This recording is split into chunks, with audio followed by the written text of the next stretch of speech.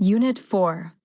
In this unit, you will explore the relationship between risk assessments and sustainability within decision-making processes, especially in the context of new technologies and products.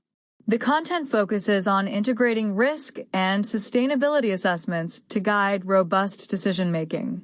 You'll be challenged to critically analyze the synergies and trade-offs between short-term safety concerns and long-term sustainability goals, along with the application of the three-pillar model of sustainability in project management. In this topic, you will explore the intricate relationship between risk assessments and sustainability in decision-making processes, especially in the context of new technologies and products. Through the examination of key concepts, you will gain insights into how integrating risk and sustainability assessments can guide robust decision-making. These readings will challenge you to critically analyze the synergies and trade-offs between short-term safety concerns and long-term sustainability goals, as well as the evolution and application of the three-pillar model of sustainability in project management. Decisions about the development of new marketed technologies or products invariably come with consequences for economy, society, and the environment. Environmental and health risk assessment on the one hand and sustainability assessment on the other hand are tools that offer different but complementary information about such consequences. Conflicts or synergies between the two tools may arise when there are trade-offs between considerations of specific risks and safety versus long-term sustainability. There is a compelling case for a combined assessment of both sustainability and risks, also in support of a successful, safe, and sustainable by design (SSBD) approach, but this is not straightforward. We offer a roadmap showing when the two assessment tools should be applied together and how to combine them in a consistent way to support more robust decision-making. For alternative approaches are evaluated against 6 performance criteria to recommend an approach that makes use of the broader and more generic sustainability assessment as a baseline and includes iterative applications of risk and sustainability assessment elements to increase specificity, reliability, and relevance of the assessment results. The recommended approach provides a basis for better informed decisions about technology choices for policy and societal stakeholders. Decisions in context. Risk represents the combined information on the probability and severity of a consequence, and risk assessment is used to guide actions to avoid unacceptable consequences that technological systems may have for human health, the environment, resources, society, and the economy.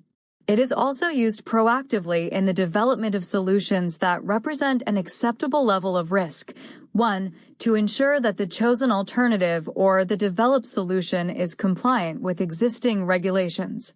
The focus of risk assessment is thus typically on activities or events of known or suspected exposure to hazardous agents and associated adverse consequences. The causal relationship and the typical focus on selected target populations, e.g., consumers, define the temporal and spatial scope of the risk assessment, ranging from very local, e.g., exposure to consumer products in residential settings, to global scale, e.g., economic risk management. Examples of outcomes range from explicit statements of risk, for instance, determining the cancer risk of specific age groups under certain industrial or residential settings, to 3. To general assessments of confidence about safety based on acceptable risk, such as in the case of drinking water standards. 4. Air quality standards. 5. And food safety. 6. Sustainability, in contrast, concerns the way in which we fulfill human needs and the extent to which technological systems that meet these needs today are compatible with meeting the society's needs and quality standards tomorrow, i.e., whether they represent a practice that can in principle be continued indefinitely without compromising the health, environmental, and/or social or economic basis for continuing the practice.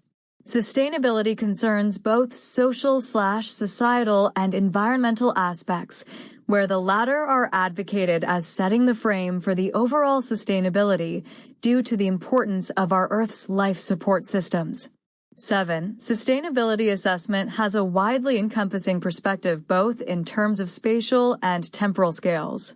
Life cycle assessment, LCA, is often used to quantify the environmental sustainability covering the whole life cycle of the technological systems of interest and considering a wide range of environmental impacts. These characteristics enable LCA to reveal any shifts of burden between different environmental problems and between different stages of the life cycle of a considered system. Examples of outcomes range from environmental sustainability performance of individual bulk chemicals, 8, or food items. 9. At the product level to sustainability implications of e-mobility in individual transport. 10. At the level of societal systems. Assessing risk and sustainability. Assessment of risks and sustainability are important and complementary elements of decision support about system developments involving technology changes that may range from product lines and production systems over food value chains to societal infrastructure. Both are, furthermore, considered core components in the European Green Deal's Safe and Sustainable by Design (SSBD) strategy. 11. The current literature includes formalized methods for the assessment of both risks 1, 12, 13, and sustainability 13, 14, 16. Risk assessment and risk management have been internationally standardized in the ISO 31000 series 17 and are formalized for different application fields, e.g., Regulation EC 1935/2004, providing a harmonized legal framework setting out the general principles of safety and inertness for food contact materials in the European Union, EU. 18 and Regulation EC No. 1907/2006 providing the overarching regulatory frame for safety assessment of industrial chemicals not regulated elsewhere. 19. Sustainability comprises 3 dimensions: environmental, social, and economic sustainability, which have been further detailed by the 17 United Nations Sustainable Development Goals, SDGs 20. Formalized methods are less prevalent, but quantitative assessments are often performed for the environmental dimension of sustainability using life cycle assessment, LCA, for which methodology and central applications have been internationally standardized in the ISO 14000 series. 21. Methodologies for assessing, respectively, risk and sustainability have for the most part been developed in separate scientific communities, and the 2 types of assessments are typically conducted separately and independently. However, many societal decisions and technological developments have consequences both for safety of humans and the environment, and for the long-term sustainability of social and economic systems. Thus, in several contexts there are important trade-offs and synergies between the 2 that are overlooked due to their separate treatment. Different attempts have been made to combine specific risk and sustainability elements, metrics, results, or frameworks 22, 23, 24, 25, 26, 27, 28. However, none of these attempts offers a consistent framework for the combined assessment, and they suffer from inconsistencies with respect to defining system boundaries, aligning input data, considering and aligning uncertainty, or offering a consistent and complementary interpretation of assessment results, which still leaves important potential trade-offs uncovered. The case of circular economy. An informative example of problems that can arise when risk and sustainability are evaluated separately is offered by the current European plans for a transformation of the economies of EU member states towards more circular economies. 29. Linear material flows characterize the use and dispose strategy that currently dominates consumption and production patterns in Europe and the rest of the industrialized world. In a transition to a circular economy, linear flows are turned circular by promoting repair, reuse, refurbishing, or recycling of products and materials. Recycling of materials helps to minimize the production of new virgin materials and the waste treatment of the discarded products. This saves use of additional resources and avoids emissions that would accompany these activities. Circularity of the main material flows is thus seen as a prerequisite for a sustainable society, as also reflected by specific targets on increased recycling and reuse under the UN SDG concerning consumption and production. SDG 12. Under the European Action Plan for Circular Economy, polymer materials, for example, have a high priority with a target to recycle 55% of plastic materials in packaging waste by 2025-30.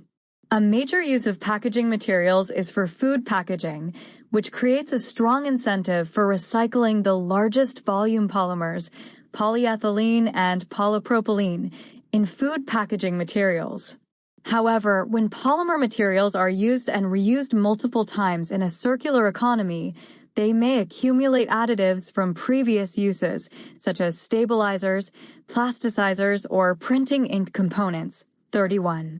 If a recycled plastic material is used for food packaging, these unintended contaminants may migrate into the packaged food and potentially expose consumers. 32. This type of risks have led the EU to prohibit recycling of plastics into food contact materials apart from a few well-defined closed-loop systems for PET bottles. 33. 34. This risk management approach is not in line with EU's ambitions for circularity and a sustainable use of materials. 35.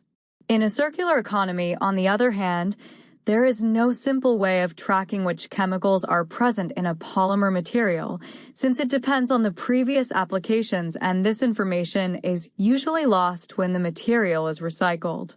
A circular economy, which is hence attractive from a resource sustainability perspective, can become unattractive from a human health risk perspective when the sustainability, or LCA, assessment excludes human health as a term of reference. There may thus be a trade-off between improved sustainability from the life cycle of the plastic materials and an increased health risk from their use in food packaging, pointing to the need to combine information from a risk assessment or health impact assessment and a resource sustainability assessment to ensure an overall optimization in support of a robust design of circular economy systems. 36. Where do conflicts arise between risks and sustainability? As previously introduced, risk and sustainability differ in both focus and scope. When a decision has elements related to both of them, it is possible that conflicts can arise when decision makers optimize risk or sustainability independently. In some cases, they are aligned with regard to outcomes such that reduction of risk also entails a more sustainable system. In such cases, the recommendation has a much stronger foundation. An example is offered by the case where managing human health risk of foodborne zoonotic diseases results from efforts to reduce dietary dependence on farm animals through a more vegetable-based diet. This would also entail reduced impacts on the environment through more efficient use of the farmed land for food production. 37, hence also improving sustainability. Often, however, risk and sustainability are not aligned, as illustrated by the example with increased plastic recycling under a circular economy. Another example is genetically modified crops, where the perceived risks of their introduction into the European environment has blocked the potential sustainability gains from, e.g., increased area yields. Yet another example is the treatment of contaminated soils. where the risk for contamination of drinking water or direct human exposure may lead to soil remediation activities entailing excavation and transportation activities with substantial negative sustainability implications. 38. In these cases, conflicts may arise, which can only be addressed by calling for a combined assessment of risk and sustainability to ensure the robustness of decisions and actions by considering both aspects. Combining risk and sustainability can thereby range from the combination of independently obtained results to a full integration of assessment methods. A combined assessment may also qualify the risk assessment by informing about the environmental or social burdens associated with achieving a given level of risk and thus help deciding what is a desirable, i.e., acceptable, level of risk if we take sustainability implications into account. In addition, a sustainability assessment may be useful for identification of potential hotspots in terms of risks along any system's life cycle. This may help focus higher-tier risk assessment efforts on those activities that are most relevant to assess in more detail, supporting a more holistic and effective risk management process. Likewise, risk assessments often highlight consequences due to system dynamics that LCA-based sustainability assessment tends to ignore or underestimate.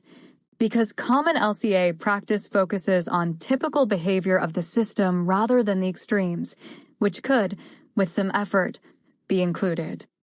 How can we effectively combine the assessment of risk and sustainability? It is neither practical nor feasible to combine these complementary assessments through a brute force integration of related data, models, and tools applied in the two frameworks. 22.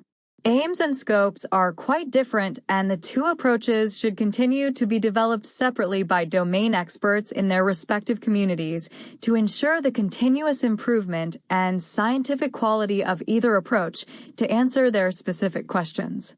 What we, therefore, propose is a combination where both assessments are run in parallel but each with an adapted scoping to ensure their consistency in terms of the question that is asked, the assumptions that are made, and the data that is used in the modeling of the relevant systems.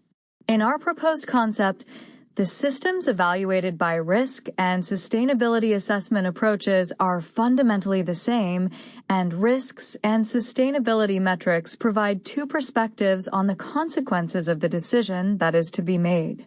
The assessment focus varies from the whole life cycle of the system, the life cycle perspective applied in sustainability assessment, to specific processes or activities where the assessment of different risks is concentrated, and from specific impact types such as toxic impacts on human health or ecosystems in health-related risk assessment to a coverage of all relevant impact types in sustainability assessment.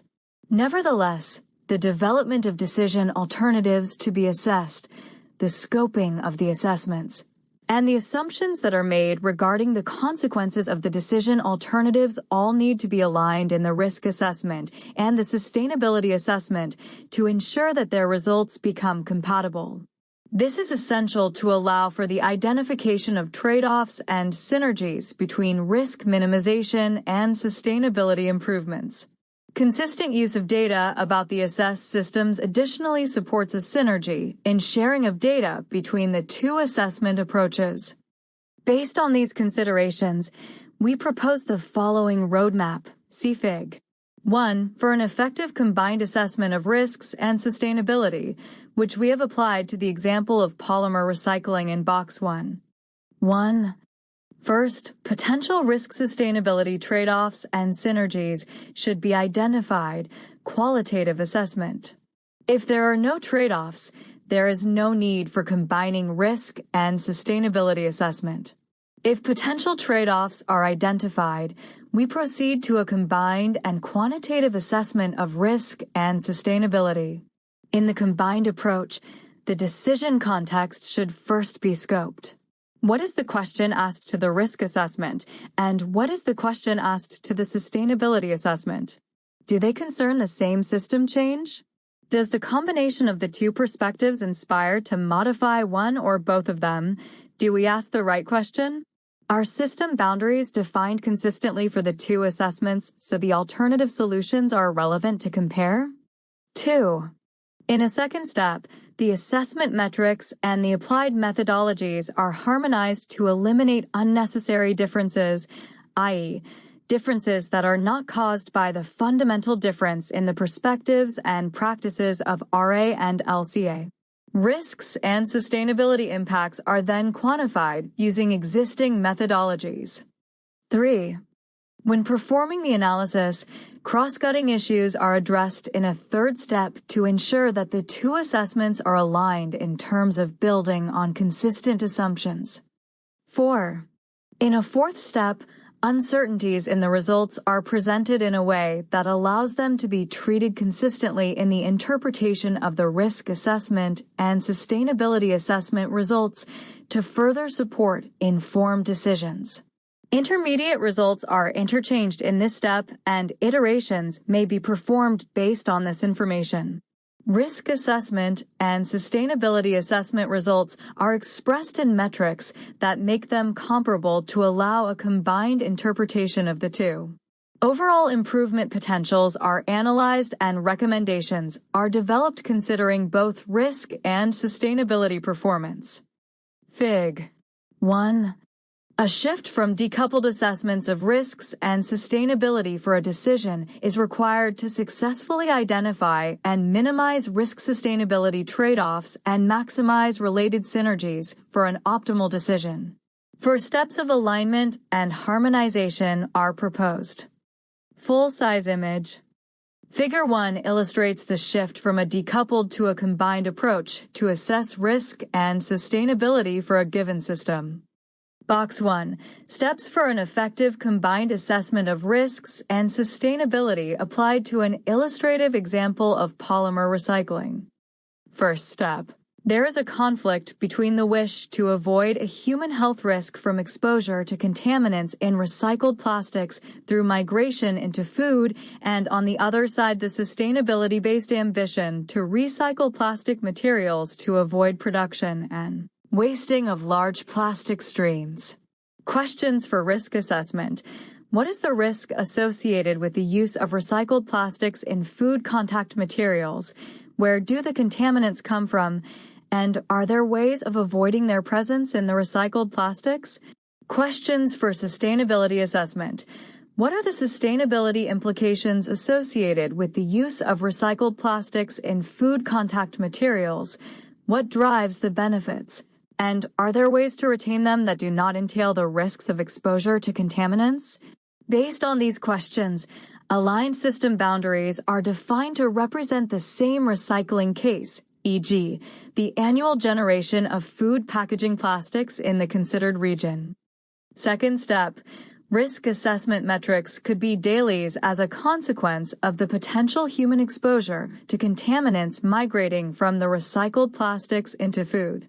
Metrics of the LCA used to assess the sustainability implications could be dailies gained as a consequence of avoiding the production of virgin plastics in accordance with the analyzed scenario. In addition, there will be metrics for saved environmental damage, e.g., species loss, and loss of resource availability, e.g., a monetary metrics such as euro.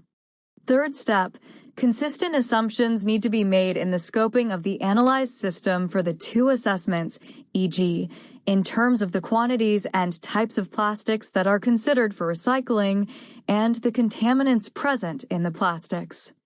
Fourth step, considering the uncertainties inherent in the two assessments, their results are compared and the human health gains by not recycling, dailies saved by not exposing consumers to contaminants in the recycled plastics, are compared to the human health savings by recycling, dailies saved by avoiding the production of virgin plastics and wasting of the used plastics, and the additional savings in environmental damage and resource loss, potentially brought together through a weighting scheme, such as monetarization.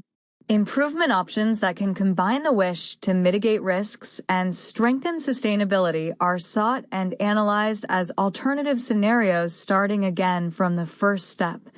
Show more. Evaluation of alternative combined approaches. By applying the suggested roadmap of alignment and harmonization steps in FIG. 1. We propose 4 alternative options for combining risk and sustainability assessment with a specific emphasis on life cycle assessment, LCA, as an illustrative method for assessing environmental sustainability. The 4 options include 1. Carry out both an independent RA and LCA and evaluate outcomes separately in the context of each study. 2. Apply utility theory to compare fully quantified outcomes obtained from separate LCA and RA studies. 3. Embed details of RA and LCA for all product service system components. 4. Embed RA and LCA iteratively to judge the level of RA detail needed to maximize the value of LCA results. For each of these 4 options, we discuss the details and the relative merits of each approach and judge them against the following evaluation criteria: feasibility, reliability, completeness, transparency, compatibility with principles of decision-making, and compatibility with value of information principles. Option 1. Carry out independent RA and LCA and evaluate outcomes separately in the context of each study. For this option, we assume that one has sufficient information to carry out for a selected product service system both a comprehensive LCA covering the life cycle and risk assessments for the most impactful substances added, created, or emitted during the life cycle. In the example of chemicals in recycled plastics, this translates into, e.g., assessing consumer risk from a given material as such, while considering recycling loops and related trade-offs over the entire life cycle in a separate LCA. 39. In organizing the 2 assessments, the decision-maker must recognize that the 2 separate assessments may not address the same space of outcomes. To gain insight from the 2 separate assessments, the decision-maker needs to separately define acceptable outcomes in the context of risk assessment and in the context of sustainability. This means defining a metric of risk, the measure of harm, and a metric of sustainability, such as environmental footprint.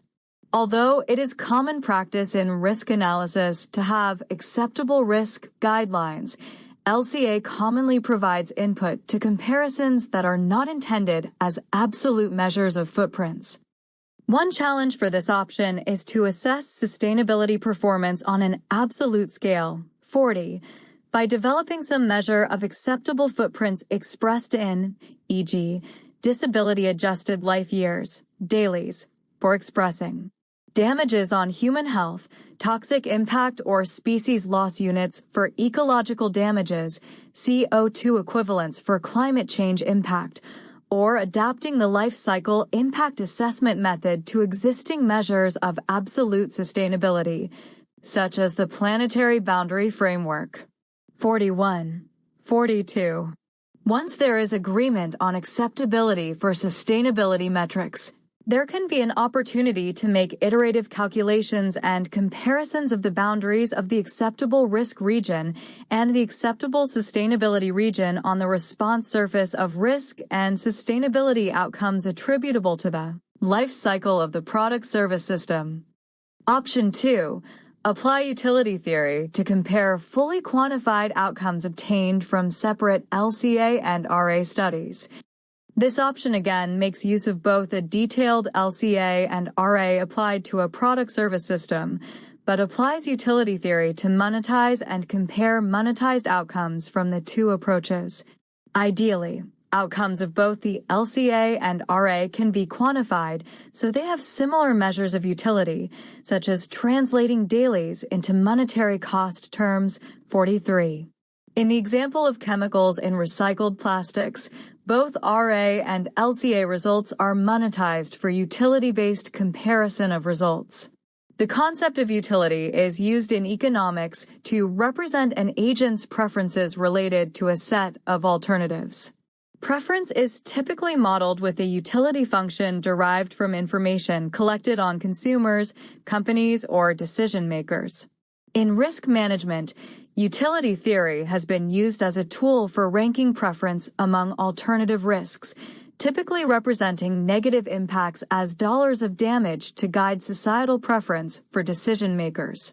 Although cost-benefit analyses are commonly applied to RA results, examples of cost-benefit analysis in life cycle management are rare. The most likely analog is the use of LCA to make cost allocations.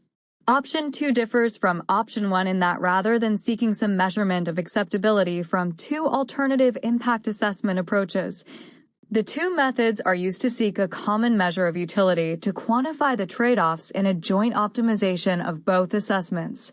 As a result, Option 2, while still maintaining the separation of the RA and LCA approaches, strives for a common metric that makes comparison more transparent.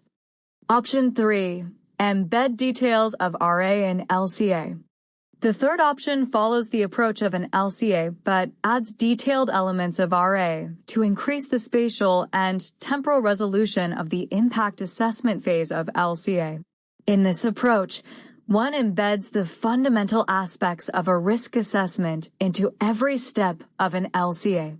That is, for modeling an impact in the LCA, such as human health or ecosystem impacts, one carries out all the steps of the risk assessment approach: hazard identification, exposure assessment, dose, response assessment, and risk characterization for each substance of concern in the life cycle inventory and at each specific site, or a set of representative sites where those substances are released.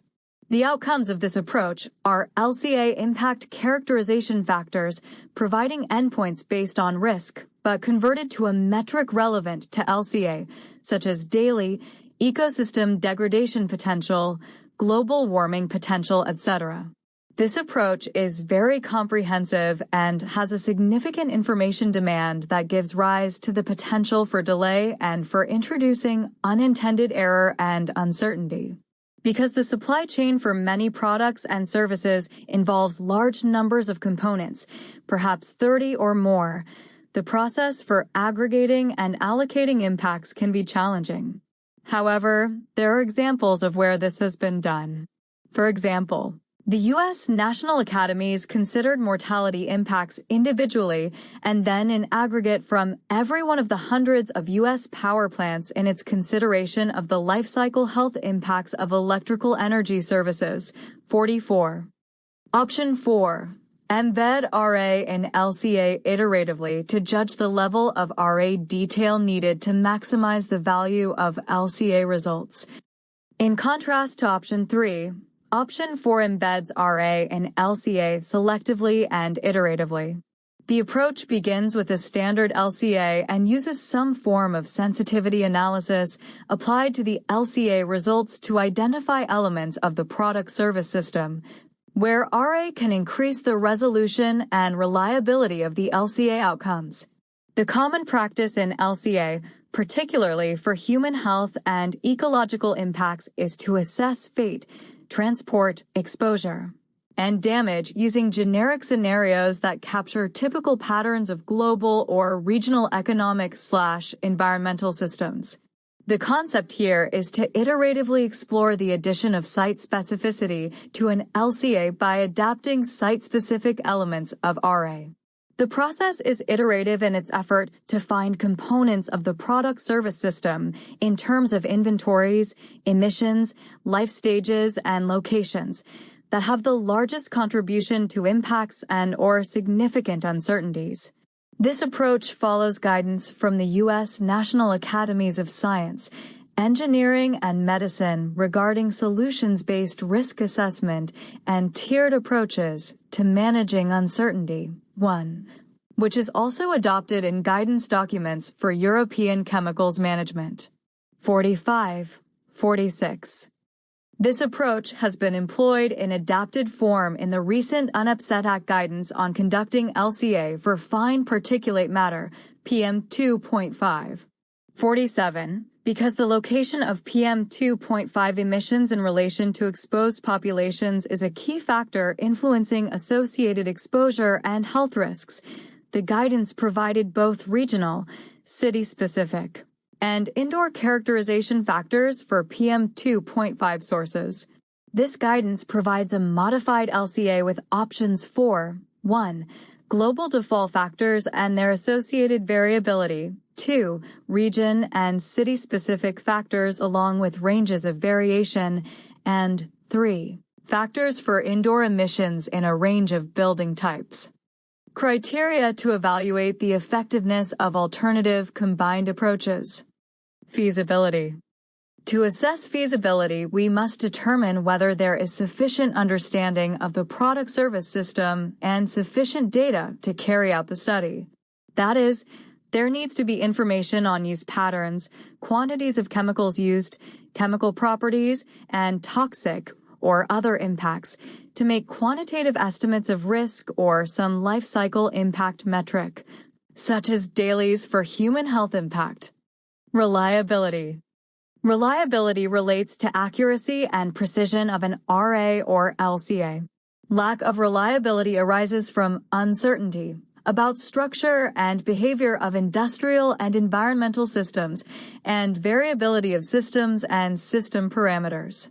Uncertainty comes about from lack of knowledge and lack of data, and it can be reduced at a cost of time and money by compiling more and better knowledge and data. Variability arises from the variation in 1. How product service systems are structured and used, 2. Factors governing the environmental transport and transformation of contaminant emissions from these systems, and 3. Human variability with regard to exposure factors. Even with very detailed information on product service systems, environmental systems, and human exposure factors, variability places a burden on both the risk assessor and the life cycle assessor to capture the large range of quantitative outcomes. Therefore, even with very detailed knowledge, data variability can affect reliability with regard to system selection choices. Completeness. In a decision-making context, completeness refers to whether an assessment, such as an RA, provides a full range of decision options. 1. The concept of completeness is linked to the context in which an LCA or RA will be used and whether the assessment provides adequate information to support an outcome classification, such as unacceptable risk in the case of RA or sufficient clarity for comparing alternatives in LCA. Completeness is enhanced by the selection of scenarios that best inform the assessment. Completeness is constrained when there is not sufficient understanding of product service systems to construct realistic scenarios and alternatives for assessment. Transparency. For any assessment process used in support of decisions to reduce impacts, it is a scientific and a policy-making objective that there is transparency in both the process of conducting the assessments, LCA and RA, and in the interpretation of their outcomes. Transparency is a requirement that is always present, but it is rarely defined in operational terms. 1. Guidelines for seeking transparency focus on reproducibility and traceability, that sufficient information is provided for a skilled analyst to be able to follow all the reasoning and independently reproduce the results. 48. Because RA and LCA typically inform decision-making, transparency is often related to parsimony with the aim to find the lowest level of computational detail needed to provide an outcome that is unlikely to change with the addition of more computational detail. Compatibility with principles of decision-making under uncertainty. LCA and RA inform decisions involving matters of public health, environmental risk, and environmental sustainability. The U.S. National Research Council notes that these types of decisions have 5 common elements. 1. The desire to use the best scientific methods and evidence in informing decisions. 2. Uncertainty that limits the ability to characterize both the magnitude of the problem and the corresponding benefits of proposed interventions. 3. A need for timeliness in decision-making that precludes resolving important uncertainties before decisions are required. 4. The presence of some sort of trade-off. Among disparate adverse outcomes, which may be health, ecologic, or economic outcomes, each affecting a different set of stakeholders, and 5.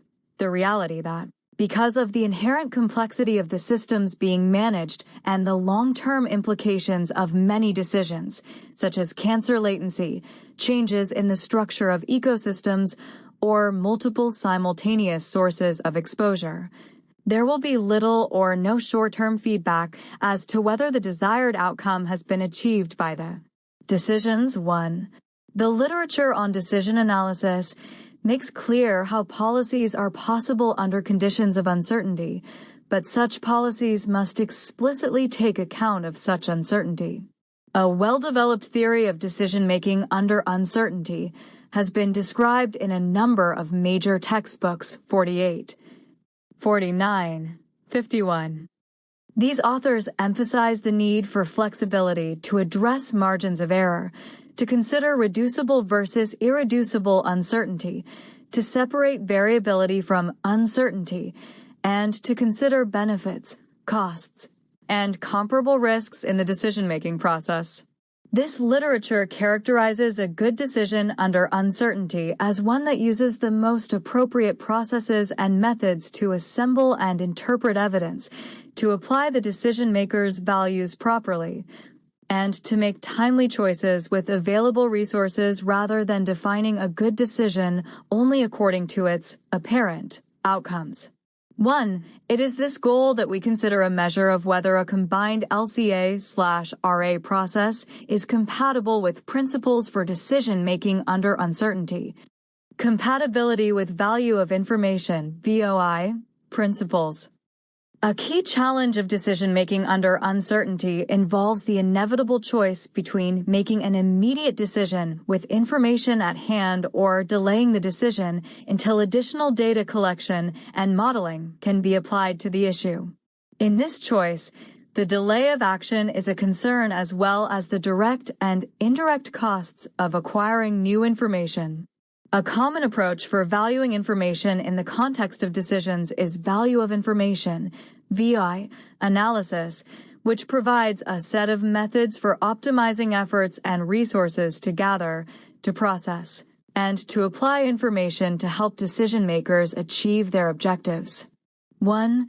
To be compatible with VOI analysis. An assessment such as LCA or RA must be in a format that is open to sensitivity analyses that can provide insight on where additional information is likely to alter outcome values so as to have impact on decision-making with regard to that outcome. For example, a VOI analysis should offer insight on whether greater spatial resolution or information from site-specific risk assessments could alter the value of a characterization factor to the point where it supports a different product-service system choice. Recommendations. To develop recommendations, we evaluate each of the 4 options for combining risk and sustainability assessment with regard to the 6 evaluation criteria. Table 1 provides a summary of the comparison and supports a ranking of the 4 options with regard to their utility for supporting a combined assessment of risk and sustainability. Table 1 summary of the results of evaluating the 4 options for combining RA and LCA against the 6 evaluation criteria. Plus, option meets a specific criterion, dash option does not meet the criterion, plus or minus option might meet the criterion, but with limitations or significant challenges. Colors indicate ranking within each criterion from red, worst, over orange to yellow, best. Full-size table. Option 1. Carry out independent RA and LCA and evaluate outcomes separately in the context of each study. The biggest challenges confronting this approach are the needs to determine the appropriate metrics of risk and sustainability, then to establish acceptability criteria for each outcome, risk, sustainability, and the system definition for modeling, in particular for the RA modeling. Additional challenges are that LCA and RA cover different outcome spaces, entailing differences in uncertainty and variability, and in how they are characterized and compared across the two assessment options. Scoring with respect to our evaluation criteria. Feasibility. It is likely feasible to carry out LCA and RA in parallel for at least some product service systems. However, feasibility is limited by the need to compare outcomes that are usually not easily compatible or comparable based on different assessment protocols. Reliability. The reliability will likely be degraded significantly because of the need to work with two different approaches. However, there is some advantage in making use of two approaches to gain more insight than either could provide on its own. There remains significant input demands, giving rise to many potential sources of uncertainty. Completeness. The two approaches may not ever be constructed to cover the same space of outcomes, so a complete comparison may not be feasible. Transparency. If done correctly, this approach can communicate how acceptability in two domains apply. However, tracking the two separate full assessments of risk and sustainability can significantly diminish transparency. Compatibility with principles of decision-making. There are key advantages with regard to this criterion, because the use of two or more acceptability criteria allows decision-makers to both see where there are regions of overlapping acceptability and to make trade-offs among meeting risk and sustainability acceptability. Compatibility with value of information principles. The approach offers partial but not full compatibility with VOI principles so long as there is an explicit characterization of uncertainty with regard to meeting the alternative acceptability criteria. Without an explicit treatment of uncertainty, the alternative approach for assessing VOI is to identify regions where the risk and sustainability acceptance metrics diverge significantly. Option 2. Apply utility theory to compare fully quantified outcomes obtained from separate LCA and RA studies. This option makes use risk assessment and sustainability assessment to calculate a common monetary metric based on the utility theory as applied in cost-benefit analysis. This approach requires that for both the LCA and the RA, all impacts are monetized using the methods of economic policy analysis. In comparison to option 1, this option sets a common metric for both the RA and the LCA. However, issues of feasibility, reliability, and transparency arise as significant challenges. Scoring with respect to our evaluation criteria. Feasibility. In contrast to option 1, the approach does not have the feasibility challenge of working with two outcome metrics and the need to establish acceptability criteria. However, the feasibility challenge in this case is the need to develop a utility metric for LCA. The lack of literature on utility theory applications in LCA limits the initial feasibility of this approach. Reliability. Similar to option 1. The reliability of the merged assessment will be degraded because of the need to work with two different approaches, but there is some advantage to making use of two approaches to gain more insight than either alone could provide. There remain significant input demands, giving rise to many potential sources of uncertainty. The need to monetize outcomes and the valuation assumptions that this entails will likely reduce reliability. Completeness. As was the case in option 1, the two approaches may not necessarily cover the same space of outcomes, so a complete comparison may not be feasible. Transparency. The use of a single outcome metric for both RA and LCA outcomes can increase transparency, but the need to monetize outcomes can diminish transparency. Compatibility with principles of decision-making. Because there is a significant literature and body of practice linking decision-making to utility calculations, there is likely compatibility with principles of decision-making under uncertainty. Compatibility with value of information principles. The approach offers partial but not full compatibility with VOI principles so long as there is an explicit characterization of uncertainty with regard to the calculation of monetized utility of RA and LCA outcomes. Option 3. Embed details of RA in LCA. This approach develops impact characterization factors based on LCA and then enhances the detail of outcome calculations by applying an RA into the life cycle stages. Although this approach can increase the credibility of a sustainability assessment by bringing in RA insights and tools, it can also give rise to a significant computation burden and a great deal of information management. Scoring with respect to our evaluation criteria. Feasibility. The feasibility of this approach is questionable because of the significant information demands. The information needs and information management of this approach could paralyze rather than facilitate effective life cycle decision-making. This constraint, though, could be addressed using some process to reduce RA applications to only those life stages and/or harmful emissions for which the added reliability is useful. However, we note that the process of reducing the level of RA detail drives option 3 to be similar to option 4 in terms of the level of detail. Reliability. The need to perform RA at most or many stages of the life cycle require multiple inputs and models, among which many could be of questionable reliability, thus introducing significant uncertainty.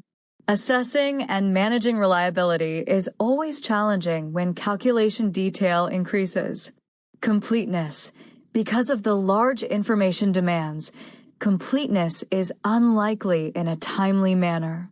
Such a merged LCA/RA assessment could take much longer to carry out than a standard LCA or RA. Transparency. Because of the more formal use of risk assessment, the approach could have the appearance of greater credibility. But a significant number of embedded assumptions will likely obscure a number of important intermediate results. Compatibility with principles of decision-making. This approach may lack compatibility with effective decision-making because it can lead to significant delay in providing input to decision-makers, and the level of uncertainty can result in significant degradation of confidence in selecting among alternatives. If the approach includes a process of deciding when and where in the life cycle to apply RA to LCA, then it could provide some options that are currently unavailable to improve the reliability of impact characterization factors.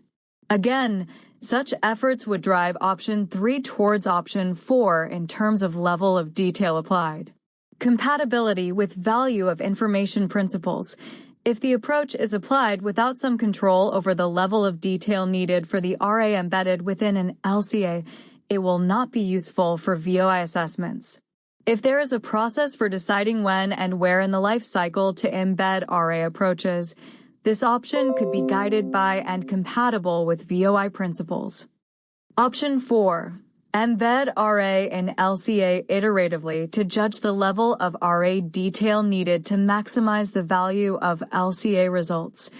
This approach uses LCA as a baseline to find hotspots, where risk assessment can offer insight and greater resolution.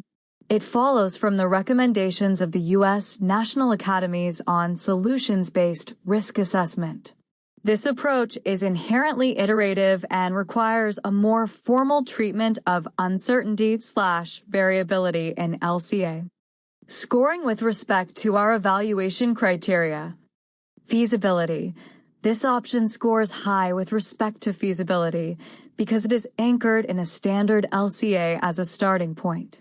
Reliability, because this approach begins with LCA and adds RA, where it is most relevant. It may not be as reliable as a more comprehensive RA approach, but it offers the opportunity to consider. Where it is useful in the life cycle to reduce uncertainty by adding more RA detail. This is a very positive feature and limits the need to add RA at every stage, which could ultimately reduce reliability rather than increase it, as discussed under option 3. Completeness. As an LCA, this approach meets our criterion for completeness. There can be concerns that this option will not meet the completeness criterion for RA, since RA will only be added where it has value for decision-making. Transparency, because this approach limits the computational detail on RA compared to other approaches. It scores well with respect to transparency. Compatibility with principles of decision-making. The iterative nature of the assessment providing LCA and RA information at a level of detail needed by a decision maker makes it very compatible with principles of decision-making under uncertainty. Compatibility with value of information principles. The iterative nature of the combined LCA/RA analysis will work best when it makes use of VOI principles to decide where and when in the life cycle stages RA calculations will increase the reliability and usefulness of the assessment. Indeed, this approach is very compatible with VOI principles. Recommended option. All of the presented options considered offer some potential for combining LCA and RA and have been discussed in the literature. 21, 22, 23, 24, 25, 26, 28. However, option 4, which begins with LCA and adds RA elements based on VOI principles, scores best with respect to all 6 evaluation criteria. The other 3 approaches, which favor developing more RA details independent of the LCA results, tend, for different reasons, to be computationally burdensome, something that can increase the time needed to carry out an assessment. Reduce transparency and likely reduce reliability. Overall, the combination of RA and LCA perspectives and results finds application in different fields, such as substituting hazardous substances along product life cycles, where the assessment scope is broadened in different tiers, from assessing use stage risks to assessing full life cycle impact profiles. 52. Based on metrics that allow adopting both a risk and a life cycle perspective. 53. Outlook. With the pressure from a changing climate, growing populations, and accompanying pressures on the environment and biodiversity, sustainability and risk management are moving higher on the agenda of many nations and enterprises. Supported by an increasing trend to adopt digitalization techniques for assessing and managing risks and sustainability impacts. 54. A roadmap for the combined assessment of risks and sustainability is proposed, based on a consistent scoping of the two. This offers more robust support for optimizing decisions and avoiding shifting burdens from one problem to another, ultimately catering for technological solutions that are not only safe or sustainable, but both. In addition, new data and methods will be needed and are progressively becoming available to advance both RA and LCA, for example, using new approach methods to overcome existing data gaps, or including additional impact categories and pathways. 39, 55.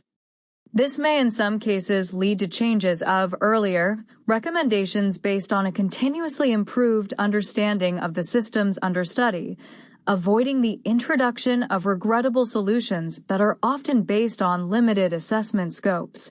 52, 56. The development of a framework for combined assessment of risk and sustainability has identified some challenges that need to be overcome to allow uncovering trade-offs and concluding on the optimal decision from an integrated risk and sustainability perspective.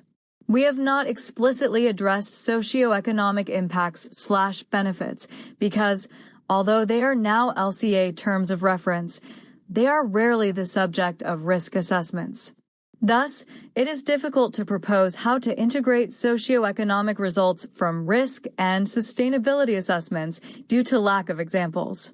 In general, it is the areas of human health and ecosystem risk that are both the subject of many sustainability and risk assessment studies.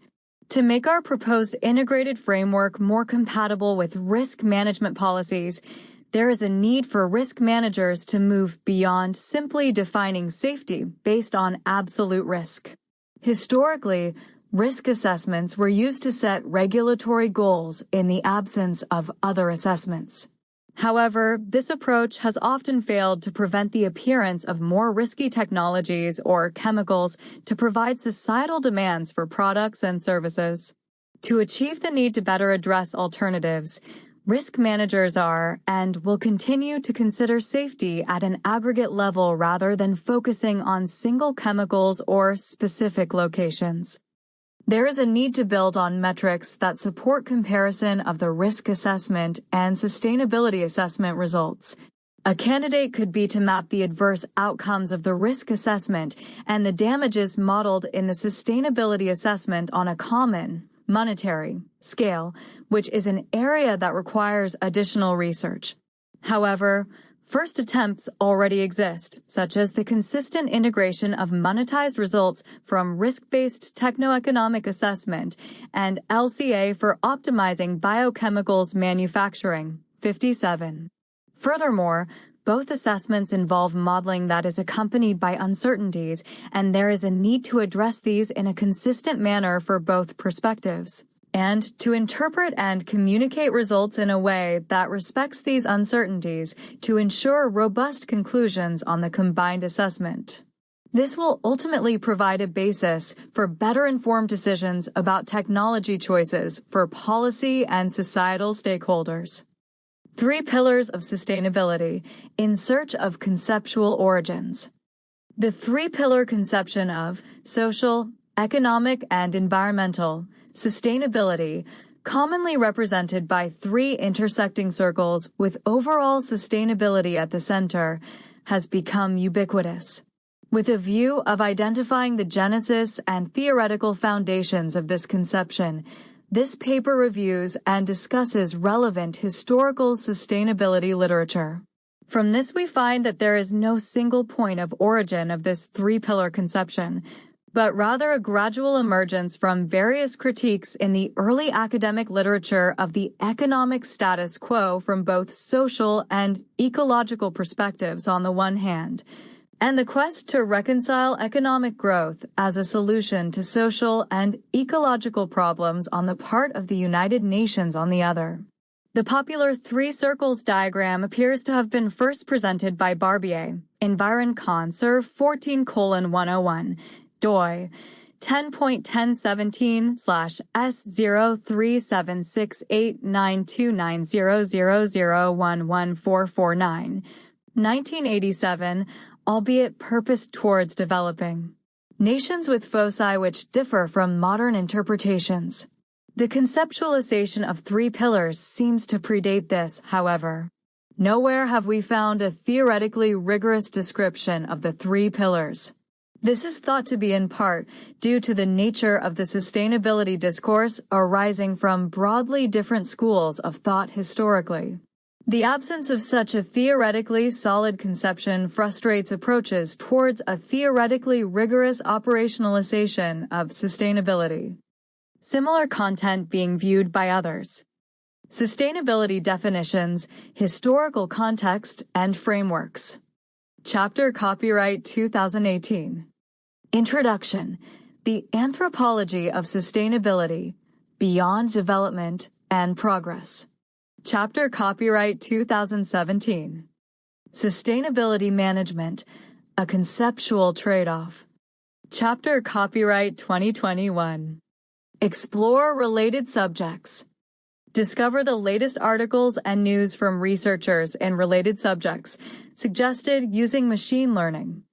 Conceptual analysis. Concept formation. Eco-criticism. History of economic thought and methodology. Religion and sustainability. Sustainability. Introduction.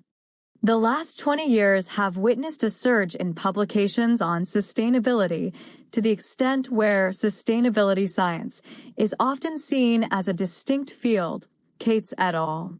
2001, Kamiyama and Takeuchi 2006, Schoolman et al.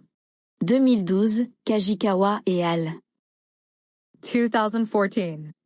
Yet despite this, sustainability remains an open concept with myriad interpretations and context-specific understanding. One particularly prevalent description of sustainability employs three interconnected pillars. Biago 1999, Pope et al. 2004, Gibson 2006, Was et al. 2011, Moldan et al. 2012, Schoolman et al. 2012, Boyer et al. 2016, Dimensions Sterling 1999, Lantinen. 2004, Carter and Moyer 2012, Mori and Christodoulou. 2012, Components Du Pisani 2006, Zijp et al. 2015, Stool Legs, Daw and Ryan 2003, Voss. 2007, Aspects Goodland 1995, Lozano. 2008, Tanguay et al. 2010, Perspectives, Brown et al. 1987, Arushian et al. 2017, etc., encompassing economic, social, and environmental or ecological factors or goals. It should be noted here that these competing terms are primarily used interchangeably, and our preference for pillars is largely arbitrary. This tripartite description is often, but not always, presented in the form of three intersecting circles of society, environment, and economy, with sustainability being placed at the intersection, as shown in Fig. 1. This graphic is found in various forms as a descriptor of sustainability within academic literature, policy documentation, business literature, and online, and whilst often described as a Venn diagram, it commonly lacks the strict logical properties associated with such a construction. Alternative manifestations include the three depicted visually as nested concentric circles or literal pillars, or independent of visual aids, as distinct categories for sustainability goals or indicators. Whilst attractive for their simplicity, the meaning conveyed by these diagrams and the wider pillar conception itself is often unclear, hampering its ability to be coherently operationalized. If we are prepared to overlook the lack of semantic clarity and confusion of competing terms, it can be argued that the three-pillar conception of sustainability or sustainable development, footnote 1, is a dominant interpretation within the literature. Yet the conceptual origins of this description and the point at which it emerged into the mainstream are far from clear, and its exact meaning is a matter of contention. As Thompson puts it, much of the discourse around sustainability is organized around the three-circle rubric without much disciplined thought about how it does and does not translate into a more comprehensive understanding of sustainability. Thompson 2017. Fig. 1. Left. Typical representation of sustainability as three intersecting circles. Right. Alternative depictions, literal pillars, and a concentric circles approach. Full-size image. Whilst much contemporary sustainability literature may center around the UN's more diverse set of Sustainable Development Goals, SDGs, the three pillars themselves were explicitly embedded in their formulation, UN 2012a. This paper aims to shed light on the origins of the three pillars, taking the structure of an initial review of the historical emergence of the concept of sustainability from its disparate early roots to the genesis of sustainable development in the 1970s and 1980s. This is followed by a literature survey tracking the early development of these concepts with an aim to probe the origins of the three pillars, prior to 2001, when the three circles diagram is first described as a common view, Giddings et al. 2002. In the final discussion, we argue that the emergence of the three-pillar paradigm, with little theoretical foundation, is primarily the product of the specific origins of sustainability as a concept, aided in part by the agenda of the various actors that helped to shape its early history. Historical origins of sustainability. To understand the emergence of sustainability into the mainstream in the 1980s, it is important to examine the broad roots from which the concept emerged. This is confounded by the fact that much of the work whose concepts feed into the narrative predate the language of sustainability. Authors such as Grober, Caradonna, and Dupisani have contributed much to shedding light on a wide range of early roots. Dupisani 2006, Grober 2012, Caradonna 2014. Of particular note are the forestry experts of the 17th and 18th centuries such as Evelyn and Karlowitz, who introduced the concept of sustainable yield in response to dwindling forest resources across Europe. Ward 2011, Grober 2012. Of relevance, too, are the early political economists such as Smith, Mill, Ricardo, and Malthus who, in the shadow of the Industrial Revolution, questioned the limits of both economic and demographic growth, and recognized the inherent trade-offs between wealth generation and social justice. Lumley and Armstrong. 2004, Caradonna 2014. The natural scientists and ecologists of the 19th century and early 20th century to help precipitate the schism between the anthropocentric conservationists on one hand, prescribing conservation of natural resources for sustainable consumption, and the biocentric preservationists, who call for preservation of nature due to its inherent worth, Callicott and Mumford. 1997.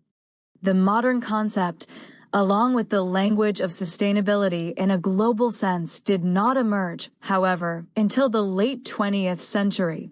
The Club of Rome's Limits to Growth argues for a world system that is sustainable, Meadows et al. 1972. This, claims Grober, 2012, p. 155, marks the first modern appearance of the term in its broad global context. The same year, in A Blueprint for Survival, which draws on the unpublished manuscript for Limits to Growth, the editors of The Ecologist present their proposals for the creation of a sustainable society, The Ecologist, 1972. Whatever the exact origins of the language, it is from the early 1970s that the concept snowballs.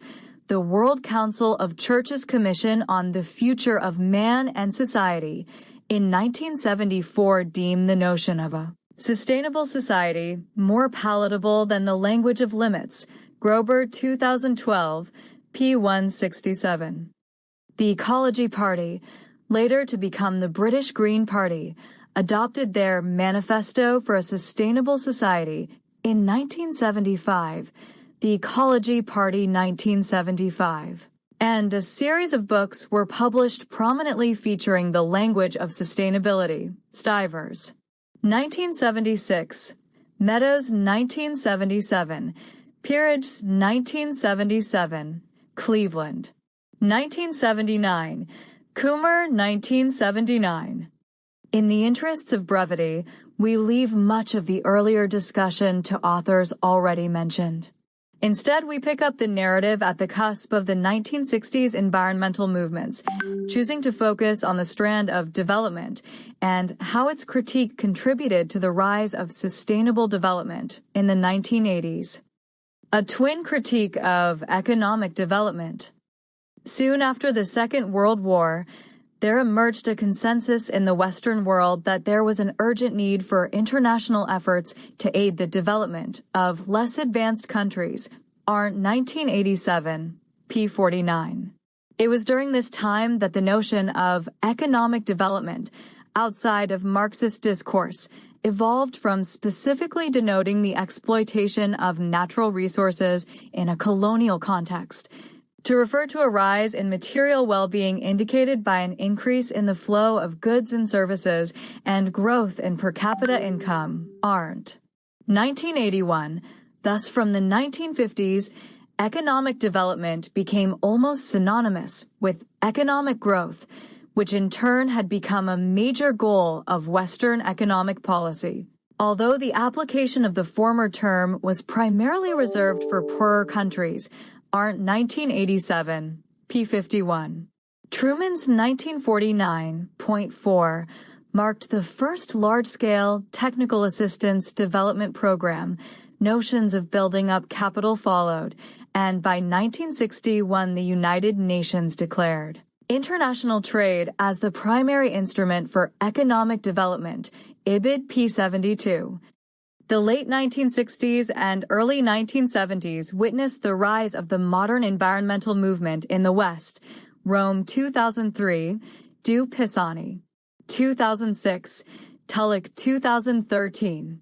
Popular publications such as Carson's Silent Spring 1962, Ehrlich's The Population Bomb 1968, and The Ecologists, A Blueprint for Survival 1972, coupled with widespread media coverage of environmental disasters such as the Santa Barbara oil spill 1969, acted to increase awareness of the magnitude of the widespread environmental destruction caused by humans. It has also been argued that the environment and quality of life issues came to the fore in the West at this point because basic economic needs had been met following the economic growth of the post-war period. Dunlap and Mertig, 1991, Martinez-Allier, 1995. The questioning of economic growth began to reemerge, with the prominent works of Limits to Growth, 1972, and Schumacher's Small is Beautiful, 1973, both arguing that the modern growth-based economy was unsustainable on a finite planet. The 1973 oil crisis, however, and the worldwide recession that followed, helped to crystallize the idea of the limitations of growth into both the mainstream and the academic discourse. Du Pisani, 2006. This early discourse was radical and argued that the capitalist economic growth of the Western world was fundamentally incompatible with ecological and social sustainability and called for structural reform. Van der Heyden, 1999. Tulloch, 2013. Tulloch and Nielsen, 2014. Coupled with an environmental critique of the economic growth paradigm in the West was a broad criticism of economic development programs being implemented in the developing world for their lack of environmental considerations. Caldwell details several of numerous cases of failed development projects presented at the 1968 Airlie House Conference on Ecological Aspects of International Development, Caldwell.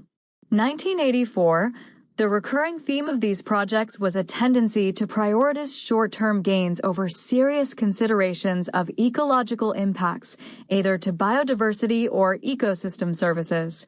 This forms part of a broader critique of the seeming hubristic belief inherent in the mainstream development discourse of man's ability to dominate and control natural ecological processes. Woodhouse, 1972. At the same time, it was becoming apparent to many that the progress that had been promised by the early economic growth-based development programs was in many ways failing to materialize. Whilst the post-war economic boom had seen a broad rise in living standards in the West, the focus began to shift to the gross inequalities and poverties that still existed in many of these societies. Hicks and Streeton, 1979. This led to a second prominent counter-discourse in the development literature, critiquing the focus on economic growth, with calls for a shift from a focus of means to ends, to better consider social problems and a basic needs approach. Arndt suggests that the first prominent example of this was Sears' The Meaning of Development, 1969, which argued that economic growth not only failed as a solution to social difficulties, but often was the cause of them. Sears argued that indicators of poverty, unemployment, and inequality provided a truer depiction of the state of development, or progress. Sears, 1969. Arndt, 1987, p. 91. Notable too is Hirsch's Social Limits to Growth, 1976, which probes the pursuit of growth and its fetishization at the societal level, arguing that it acts to perpetuate inequalities, and that in fact the social limits to e.g. productivity gains are more prescient than distant physical limits, Hirsch, 1995. This broad social critique of growth-focused development received attention from both the International Labor Office, ILO, and the World Bank, CEG. Hicks and Streeton, 1979, ILO, 1976, Streeton and Burke, 1978, to the extent that it was considered by some to be the current consensus, aren't. 1987, P92.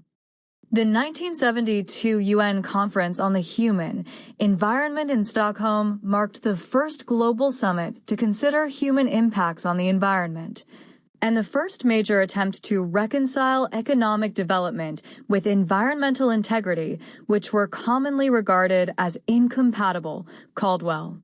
1984. Emergent from the conference was the concept of environmentally sound development, which by 1973 had been coined as eco-development, Clinton 1977, Mabrater, 1998. Eco-development was defined by Ignacy Sachs in 1978 as an approach to development aimed at harmonizing social and economic objectives with ecologically sound management, in a spirit of solidarity with future generations, further calling for another kind of qualitative growth, Glaser 1984, p25. Credited as one of the earliest ecological economists, Sachs, as an advisor to the United Nations Environmental Program, UNEP, was influential in promoting this growth-skeptic concept in policy circles during the 1970s. Gomez-Bagathon and Nerito. 2015. Martinez-Allier, 2015. The core elements of eco-development are described as the meeting of essential human needs, participation, environmental considerations, and the unifying principle of self-reliance, understood as not just freedom from the structural dependence on other nations, but freedom for the individual from the pressures of political powers or transnational corporations. Glaser. 1984, pp. 25-28. Important was the discussion of both local and international power structures and how eco-development faced an uphill battle in challenging them. In this body of literature, economic growth plays something of a neutral role. Sachs downplays the notion of trade-offs between environmental management and economic growth, instead arguing for a different, environmentally prudent, sustainable, and socially responsible growth, bearing remarkable similarities with later United Nations rhetoric. Glaser 1984, p216. Burr. 2015. This approach seems to differ from that of other early ecological economists such as Daly and Ms. Hahn, who suggested no growth and slow growth economies. Daly 1973, Ms. Hahn. 1977. Whilst the environment was being reconciled with economic development, the basic needs approach was being rejected by governments in the developing world, following the global economic slump of the late 1970s. There arose a tendency to see the aspirations of modernization and the creation of a new international economic order as more important than and incompatible with a basic needs approach, aren't. 1987, pp 104, 111. Coupled with this, Sachs claims the basic needs-focused eco-development was vetoed as a term in international policy forums by the U.S. administration, Gomez-Bagathon and Nerito. 2015, with social critique somewhat pushed aside, McNamara, president of the World Bank, called for the need to recapture the momentum of economic growth, Arndt 1987.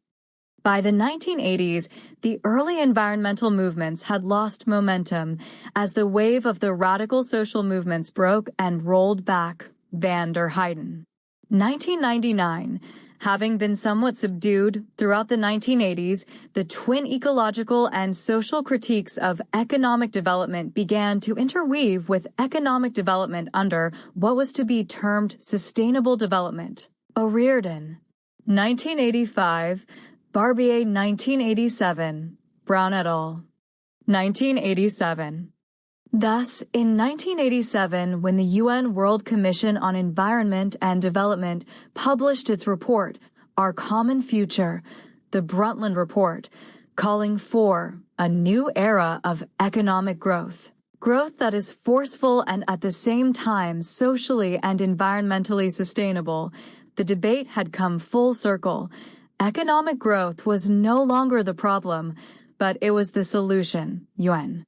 1987, co-opting the eco-development argument of a different quality of economic growth, a new win scenario emerged by recasting the same old economic growth in socially and environmentally sustainable colors.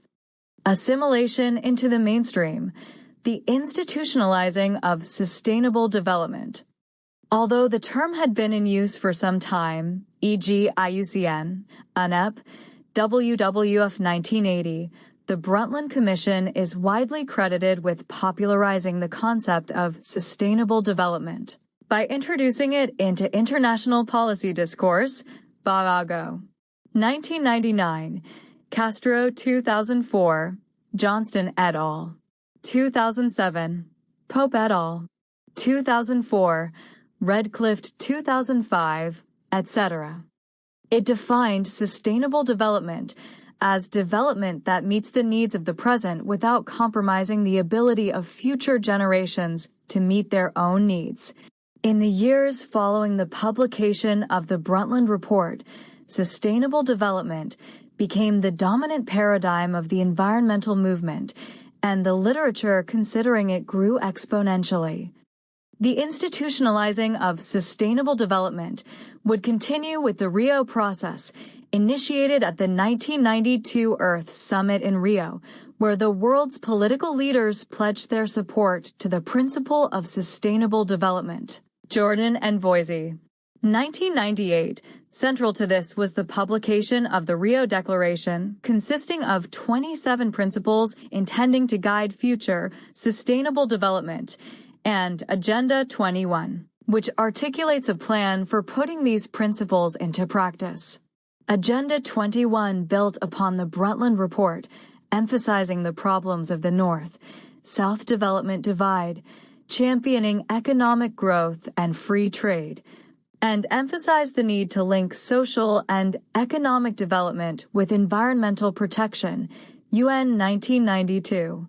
Subsequent summits occurred in 1997, 2002, and 2012. Despite the importance of global efforts such as the Rio Declaration and Brundtland Report in bringing sustainability into the mainstream policy discourse, the consensus building through compromise approach taken has been criticized. Tulloch argues these documents were responsible for transforming what was a marginal counter-hegemonic radical movement into a platform for legitimizing and obscuring globalized neoliberal policy. Tulloch. 2013. Indeed, the approach taken by the UN follows the assumptions that poverty causes environmental degradation. This environmental degradation can be reduced by reducing poverty. To reduce poverty, developing countries need economic growth, which requires freer markets. Castro. 2004. This logic is at best simplistic, Lele 1991, and at worst smuggling an inherently ideological agenda under the guise of benign necessity. Tulloch. 2013. Clearly running in direct opposition to the earlier growth-critical works. Indeed, Dryzek, in his categorization of environmental discourses, describes sustainability as reformist, in opposition to the radical discourses advocating systemic change, such as the limits discourse. Dryzek 2005, pp. 13, 16. Criticism of the almost business as usual approach of sustainable development, which has been promoted to the mainstream by bodies such as the UN, has led to a heterogeneous counter-discourse. A common critique is of the sufficiently vague Daly 1996 definition promoted by the international mainstream, ambiguous enough to allow for consensus building, but devoid of much substance. By the mid-1990s, the concept of sustainable development and the notion of sustainability were in vogue, Gatto 1995, finding their way into academic literature and policy agendas around the globe. Environment, economics, and the society, 3 pillars of sustainability emerge. Despite the relative dearth of literature probing sustainability and sustainable development conceptually, one conceptualization, that of 3 pillars, environmental, economic, and social, has gained widespread traction. This is typically realized as the balancing of trade-offs between seemingly equally desirable goals within these 3 categorizations, although uses vary. One problematic facet of this conceptualization, however, is its lack of theoretical development. There appears to be no original text from which it derives, seemingly just appearing in the literature and commonly taken at face value. As early as 2001, this approach has been presented as a common view of sustainable development, Giddings et al. 2002, so commonplace it seems not to require a reference. Although the 3 pillars have become commonplace throughout the literature, they are not universal. Some works consider additional pillars such as institutional, Spangenberg et al. 2002, Turku 2012, cultural, Swanee and Birkeland. 2014, and technical, Hill and Bowen 1997. Other frameworks bypass the compartmentalization of sustainability completely. Milbreth, for example, presents a vision of a sustainable society based on a set of defined values, Milbreth 1989. The natural step framework is based upon 4 guiding criteria, Upham. 2000, and Giddings et al.'s conceptualization involves principles of equity, Giddings et al. 2002. More recently, too, the SDGs developed by the UN have evolved an integrated approach adopting 17 broad goals over a smaller number of categorizations. The origins of the 3-pillar paradigm have been variously attributed to the Brundtland Report, Agenda 21, and the 2002 World Summit on Sustainable Development, Molden et al. 2012, yet in none of these documents is a clear framework or theoretical background made explicit. In what follows, in an attempt to uncover the origins of the 3 pillars, we analyze the documents of the International Union for Conservation of Nature, IUCN, which present the first widely cited conceptualization of sustainable development, PESI 1992, Snedden 2000, and those of the United Nations, whose 1987 report is widely credited with bringing sustainable development to the mainstream. We then turn to the academic literature of the 1980s and 1990s, which considers sustainability conceptually, prior to its 2001 description as a common view. The IUCN.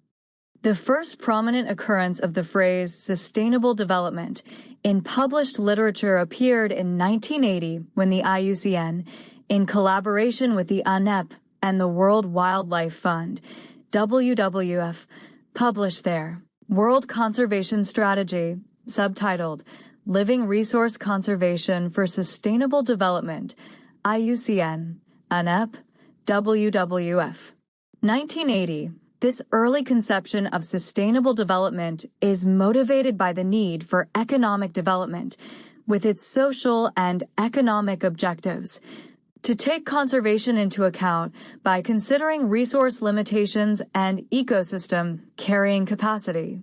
Whilst there is no explicit mention of the 3 pillars, their roots can clearly be seen, and sustainable development is briefly defined as that which must take account of social and ecological factors, as well as economic ones, ibid pi.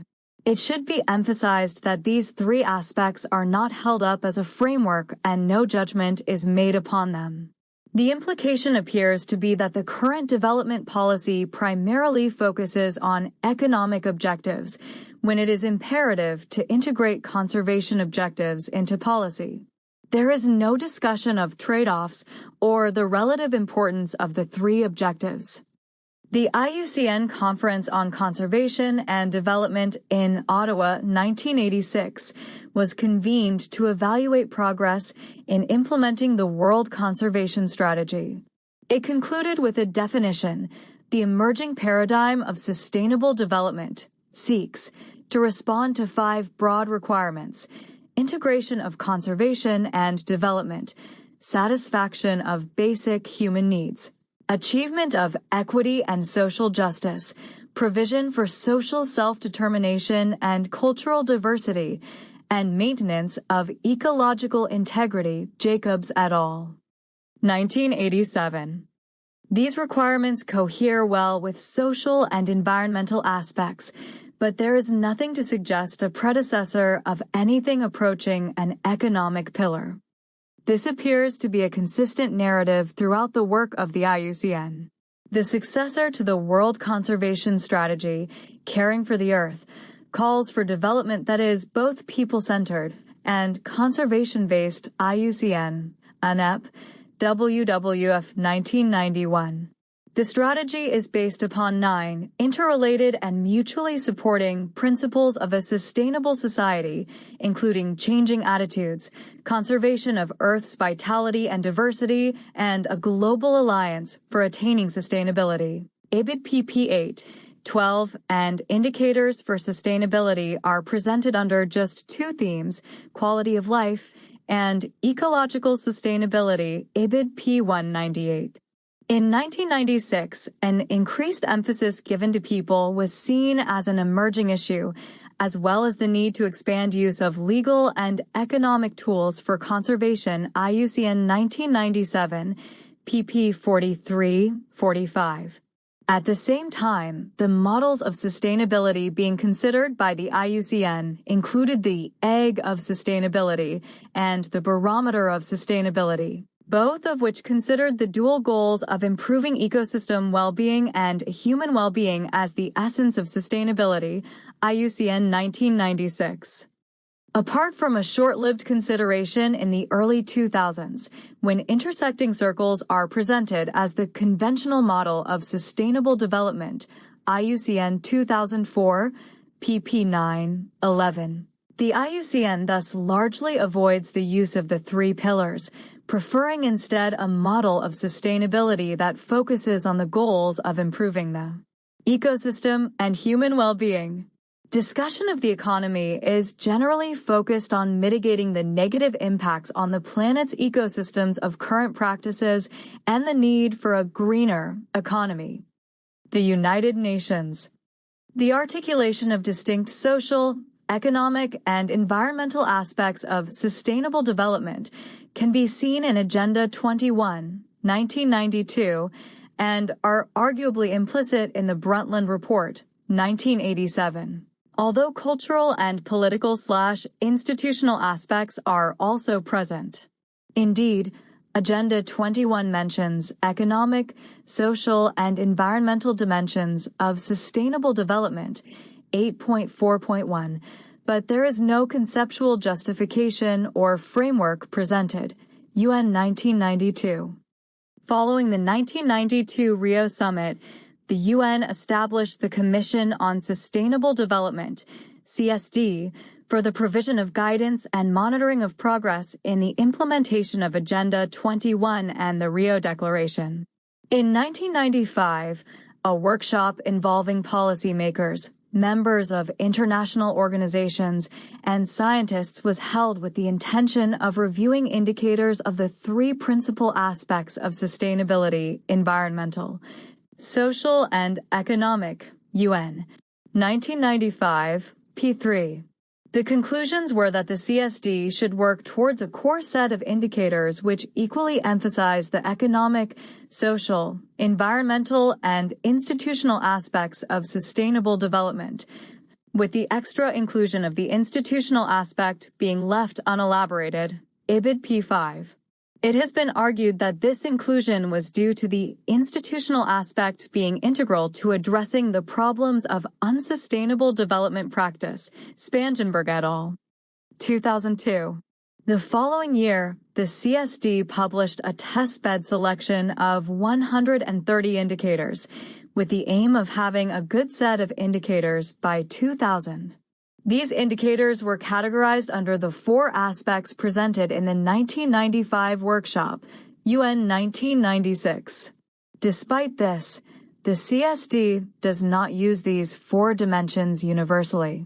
A 1997 report on progress achieved since Rio is structured on the basis of 3 mutually reinforcing components of sustainable development, economic growth, social development, and environmental sustainability, with the aim of achieving balanced achievement of sustained economic development, improved social equity and environmental sustainability, UN.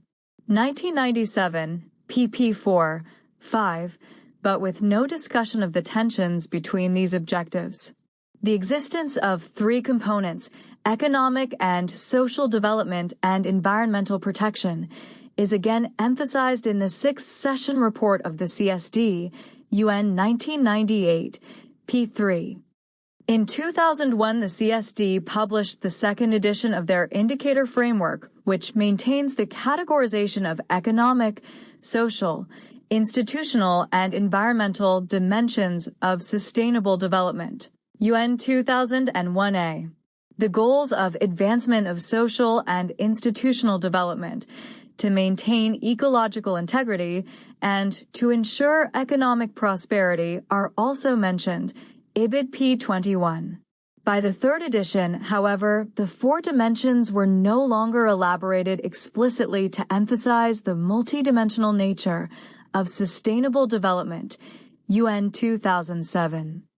In parallel to the work of the CSD, the UN launched 8 Millennium Development Goals, MDGs, to be achieved by the global community by 2015, UN 2001b. Interestingly, Goal 7 was to ensure environmental sustainability, although the concepts of social or economic sustainability are not explicitly explored. The report of the 2002 Earth Summit prescribes the need to promote the integration of the 3 components of sustainable development, economic development, social development, and environmental protection as interdependent and mutually reinforcing pillars, UN 2002, p8. The need for integration of these pillars and a balanced and holistic approach is emphasized, IBID P128. The narrative of integrating economic, social, and environmental aspects of sustainable development continues throughout the report of the Next World Summit 10 years later, UN 2012b. Following the 2012 summit, an open working group was established to develop the SDGs for the UN's post-2015 process, with part of the brief being to incorporate in a balanced way all 3 dimensions of sustainable development and their linkages, IBID P47. Indeed, when the General Assembly adopted the finalized SDGs in 2015, it is stated how the goals are integrated and indivisible and balance the 3 dimensions of sustainable development, the economic, social, and environmental, UN 2015, P1.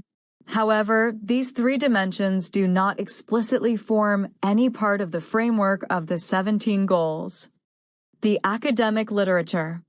Whilst the IUCN introduced the term sustainable development into the mainstream in 1980, it received little conceptualization in the academic literature prior to the 1987 publication of the Brundtland Report.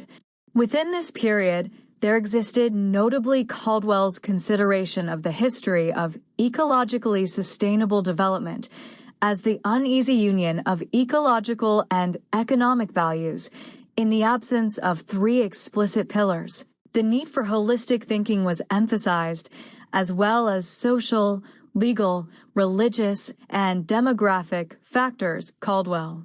1984. O'Riordan II proposes two main kinds of sustainable utilization: ecological and sociocultural, later socioeconomic. O'Riordan, 1985, p. 1443. In 1987, Brown et al. Identified three perspectives or contexts in which the term sustainability is used, emerging from their review of the literature. Brown et al. 1987. The social perspective concerns itself with the continued satisfaction of basic human needs of individuals. The ecological focuses on the continued productivity and functioning of ecosystems, as well as the protection of genetic resources and the conservation of biological diversity, and the elusive economic definition entails resolving the limitations that a sustainable society must place on economic growth. pp. 716. 717. To Brown et al., these are different perspectives on the same concept which have emerged from the literature, closer to observation than anything approaching a conceptual framework. The same year, Barbier articulates the development process as an interaction among three systems: the biological and other resource system, the economic system, and the social system. Presenting an early antecedent of the intersecting circles diagram, Barbier. 1987. Each system is ascribed goals: genetic diversity, resilience, biological productivity, satisfying basic needs, reducing poverty, equity enhancing, increasing useful goods and services, and cultural diversity. Institutional sustainability, social justice, participation, respectively. The objective of sustainable development, then, is to maximize the goals across all these systems through an adaptive process of trade-offs, p. 104. This work marks what seems to be the first explicit conceptualization of the pillars, complete with diagram and discussion of inherent trade-offs.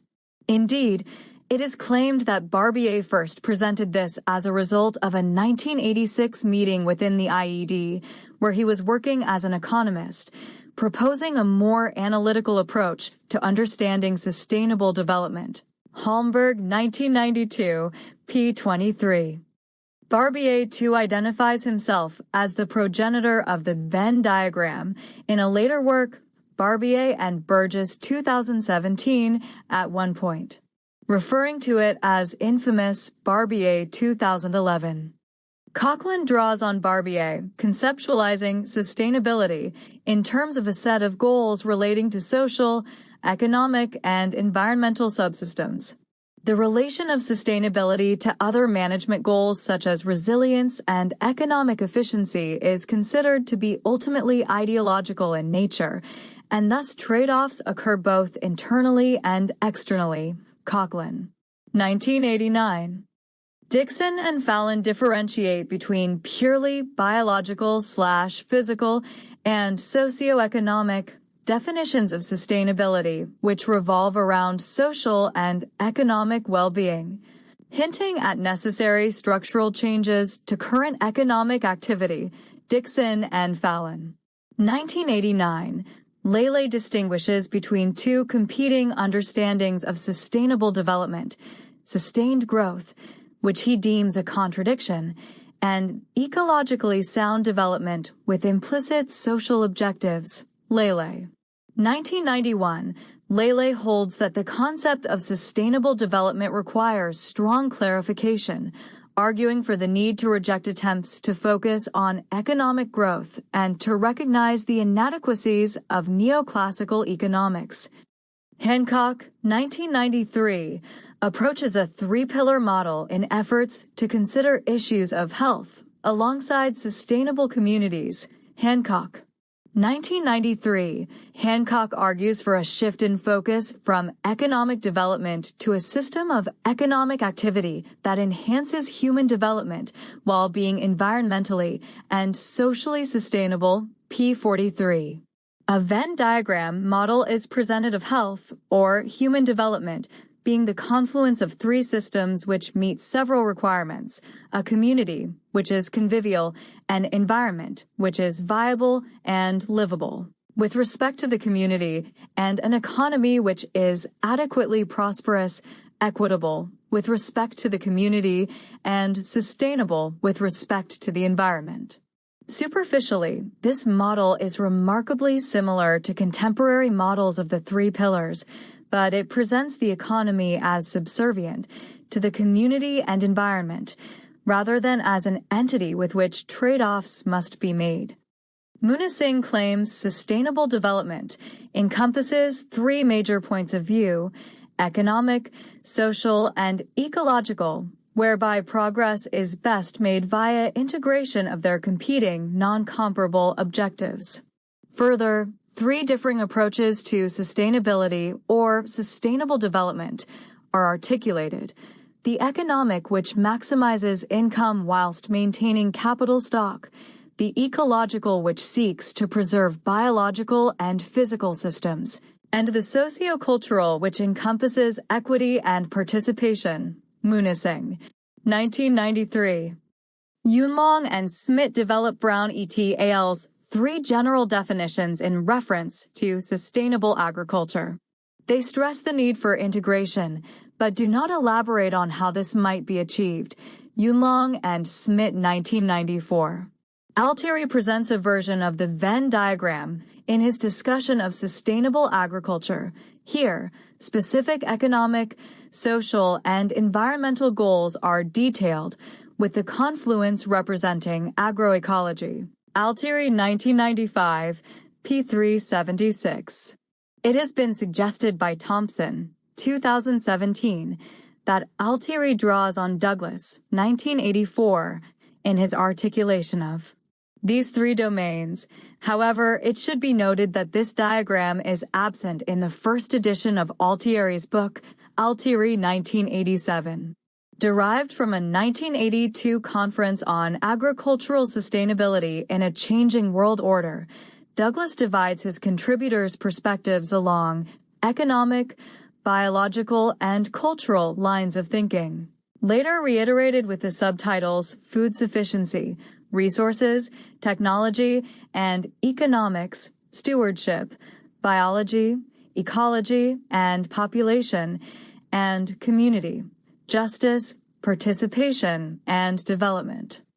Despite the focus on agriculture, these categorizations bear many similarities with perspectives drawn in the wider sustainability literature. However, like Brown et al., these are separate perspectives as observed in the literature rather than having theoretical basis.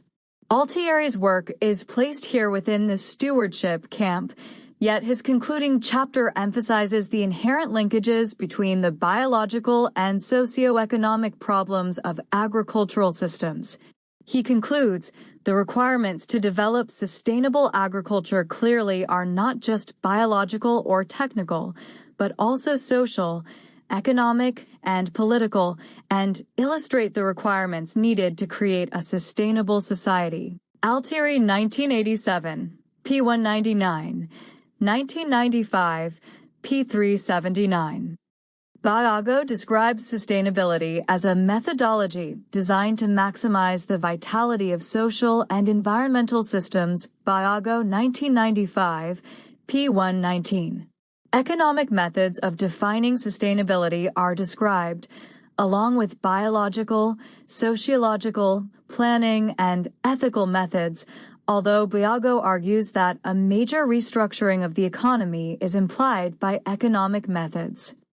The work of Goodland and Daly, Goodland 1995, Goodland and Daly 1996, seeks to distinguish the concept of environmental sustainability from social and economic sustainability. They take a largely systems-based approach to the environmental pillar, defining it in terms of input-output laws.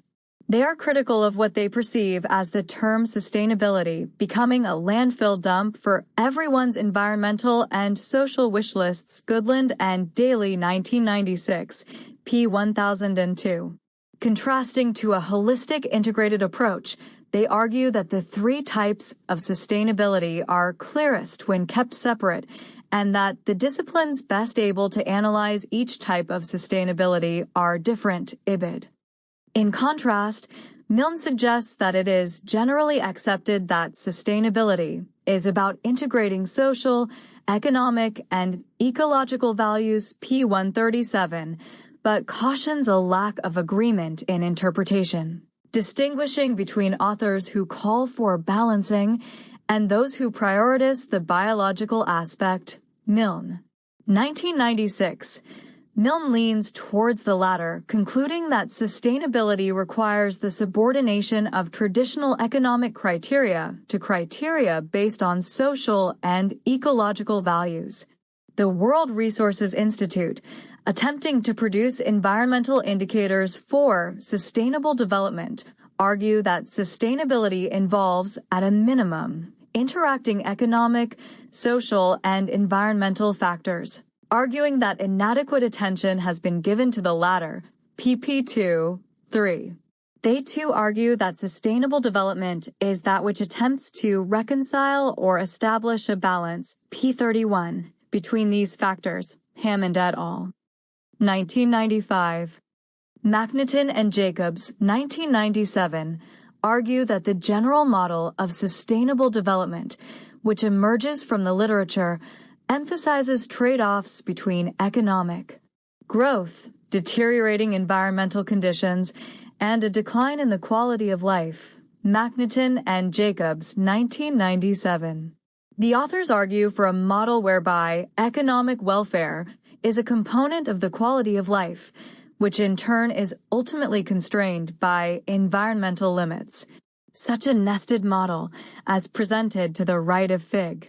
1, has been viewed as preferable to a Venn diagram of trade-offs by numerous authors for its emphasis that the three systems represented by the pillars cannot be separated and are in fact subsystems of each other. Mabrata. 1998. Giddings et al. 2002. Striking similarities can be seen between this nested model and a much earlier one by René Passet, a contemporary of Ignacy Sachs, Passet, 1979. Passet's systems approach emphasizes that the sphere of economy is situated within the sphere of human activities, where social welfare is not reduced to the mere accumulation of goods and services, which in turn is situated within the biosphere. pp. 9-12. The diffusion of this model into the sustainability literature is uncertain. Passet's work was likely familiar to Sachs, yet the model appeared to receive little attention as a primary source in the English language until much later. Custance and Hillier, 1998, detail their work in developing a set of sustainable development indicators for the UK government. Custance and Hillier. 1998. Here, sustainable development is again understood as the balance between three broad objectives: maintenance of economic growth, protection of the environment, and social progress. They build upon a set of indicators developed in 1996, which focus primarily on the economic, environmental interaction, acknowledge the importance of including a social dimension, but question whose role it is to define sustainable development. This work reflects a broader body of literature considering indicators of sustainable development utilizing the three pillars, which appears to arise around this time. Bradley, Guy, and Kiebert. 1998. Fricker, 1998. Sterling. 1999. Azapagic and Perdan, 2000. Valentine and Spangenberg. 2000. Parallels to the three pillars can be seen in Campbell's Planning Triangle. Campbell produced a model of what he perceived as three major goals or priorities of urban planning: social justice, economic growth, and environmental protection. Campbell. 1996. Campbell argues that these goals introduce three fundamental conflicts, yet at the elusive center of the three lies sustainable development, the balance of these goals. Campbell acknowledges the difficulty of finding this balance, emphasizes the need to think holistically and move towards shared language, and urges collaboration between development planners and environmental planners. Campbell's discussion explicitly highlights the notion of conflict or competition between these goals and of the need for interdisciplinary approaches in elaborating upon them towards a more comprehensive and rigorous conceptual framework. Of final note is the treatment of sustainability within the business literature. From the late 1990s, Elkington's Triple Bottom Line, TBL, accounting method gained traction with the publication of his popular book, Cannibals with Forks, Elkington, 1997. Drawing strong parallels with three pillars, the traditional financial bottom line of a corporation is complemented by bottom lines for social and environmental performance, termed people, planet, profit, encouraging firms to consider longer-term perspectives in their decision-making. Corporate usage of the TBL has been met with skepticism in academic circles, however, with little evidence of effective use among the bodies that claim to advocate it. It has been argued that the TBL jargon is inherently empty, vague, and misleading. Norman and McDonald 2004, paradoxically perpetuating business as usual approaches, Milne, and Gray 2013. Whilst corporate sustainability may trace its roots to corporate social responsibility, which arose in the 1950s, it was not until the 1990s that larger companies started publishing reports emphasizing environmental issues, and later certain health issues, although the language of sustainability was rarely used, Milne and Gray.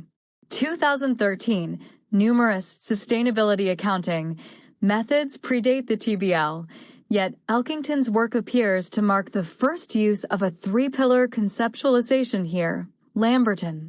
2005, whilst this body of literature does not appear to be the origin of the three-pillar framework, it seems that the TBL, which is presented in many cases as synonymous with sustainability, may have been influential in cementing its position in the mainstream into the 21st century. Discussion. Having reviewed much of the early literature with the motivation of probing the genesis of the three-pillar paradigm, it is of some concern to find no clear answers.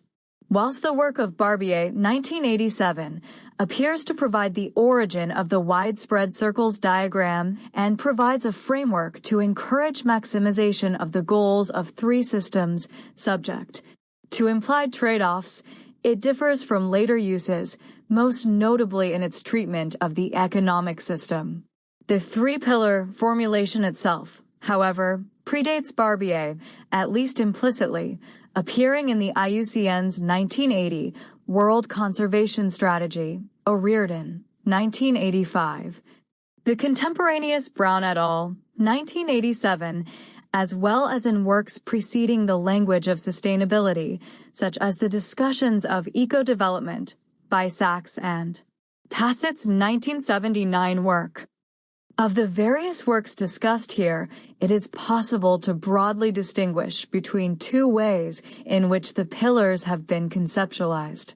The first approach follows that of Barbier in presenting the individual dimensions as distinct, yet interacting systems, as taken by E.G. Coughlin, 1989, Hancock, 1993, and Biago, 1995. Secondly, there are those who follow from Brown et al. In seeing three distinct, yet interrelated perspectives or schools of thought such as Lele, 1991, Munising, 1993, and Goodland and Daly, 1996. Competing realities. The systems approach had been used earlier by Passet, who may have indirectly contributed to its use. This approach, typically presents three distinct systems with their own goals, and the interactions of these systems must be managed to meet these goals, and the emergent goal of sustainability or sustainable development. The clearest example of this is given by Barbier, 1987, and Coughlin, 1989, who both emphasize integration of the systems and management of trade-offs between them. Hancock, 1993, and Biago, 1995, also take a systems approach, but the implication is that the individual systems strengthen and enhance each other.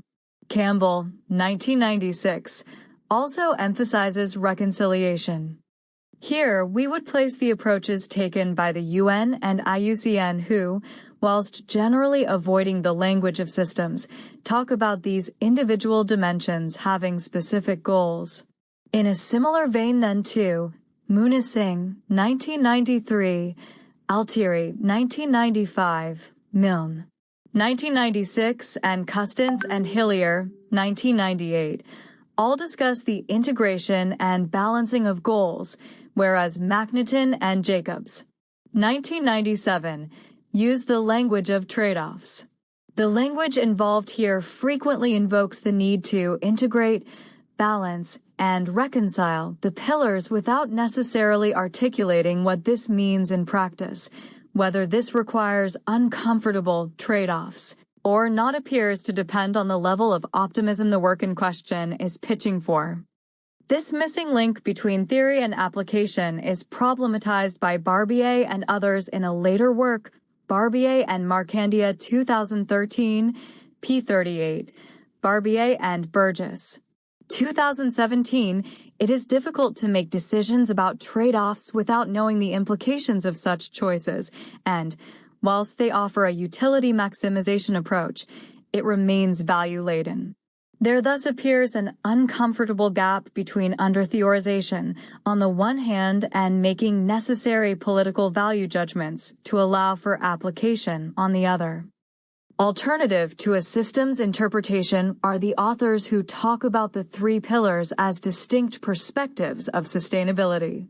These discussions range from calls for clarity of competing definitions, Brown et al., 1987, Dixon and Fallon, 1989, Lele, 1991, further under-theorized calls for integration of these perspectives, Douglas, 1984, Yunlong and Smith, 1994, and Goodland and Daly, 1996, argument to retain disciplinary distinctions. Social scientists are best able to define social sustainability, p. 1002. Blurring the lines of systems/perspectives distinctions come later descriptions such as the 3PS of Elkington or the 3ES environment, economy, equity, Caradonna 2014. Which embody broad values further removed from explicit conceptualization. Further to these distinctions, the meaning of the economic pillar remains a central point from which much of the early literature diverges. A prominent strand is heavily critical of the dominant global economic paradigm and sees the economic pillar as a means of producing systemic change, both by erring away from the growth narrative and thinking of the economy as subordinate to social well-being and environmental health. This can be seen in Brown et al. 1987, Considerations of Placing Limitations on Growth, Basiego's call for economic restructuring, and Milne's call for subordination of traditional economic criteria. Barbier and Altieri both reject economic growth as their economic goals, and the IUCN too remains wary of the economic system throughout their literature, instead focusing on the balancing of environmental and social goals. This contrasts heavily with the understanding pushed by the UN, where growth is imperative. Rather than being met with skepticism, a growth-focused economic pillar is central to their sustainable development narrative. Here, growth is key to meeting the social and environmental goals through trickle-down effects. The presentation of an economic pillar centered on growth, equal in importance to social and environmental pillars of sustainability, as an unquestioned, unprobed necessity cements this framing of the pillars as common sense.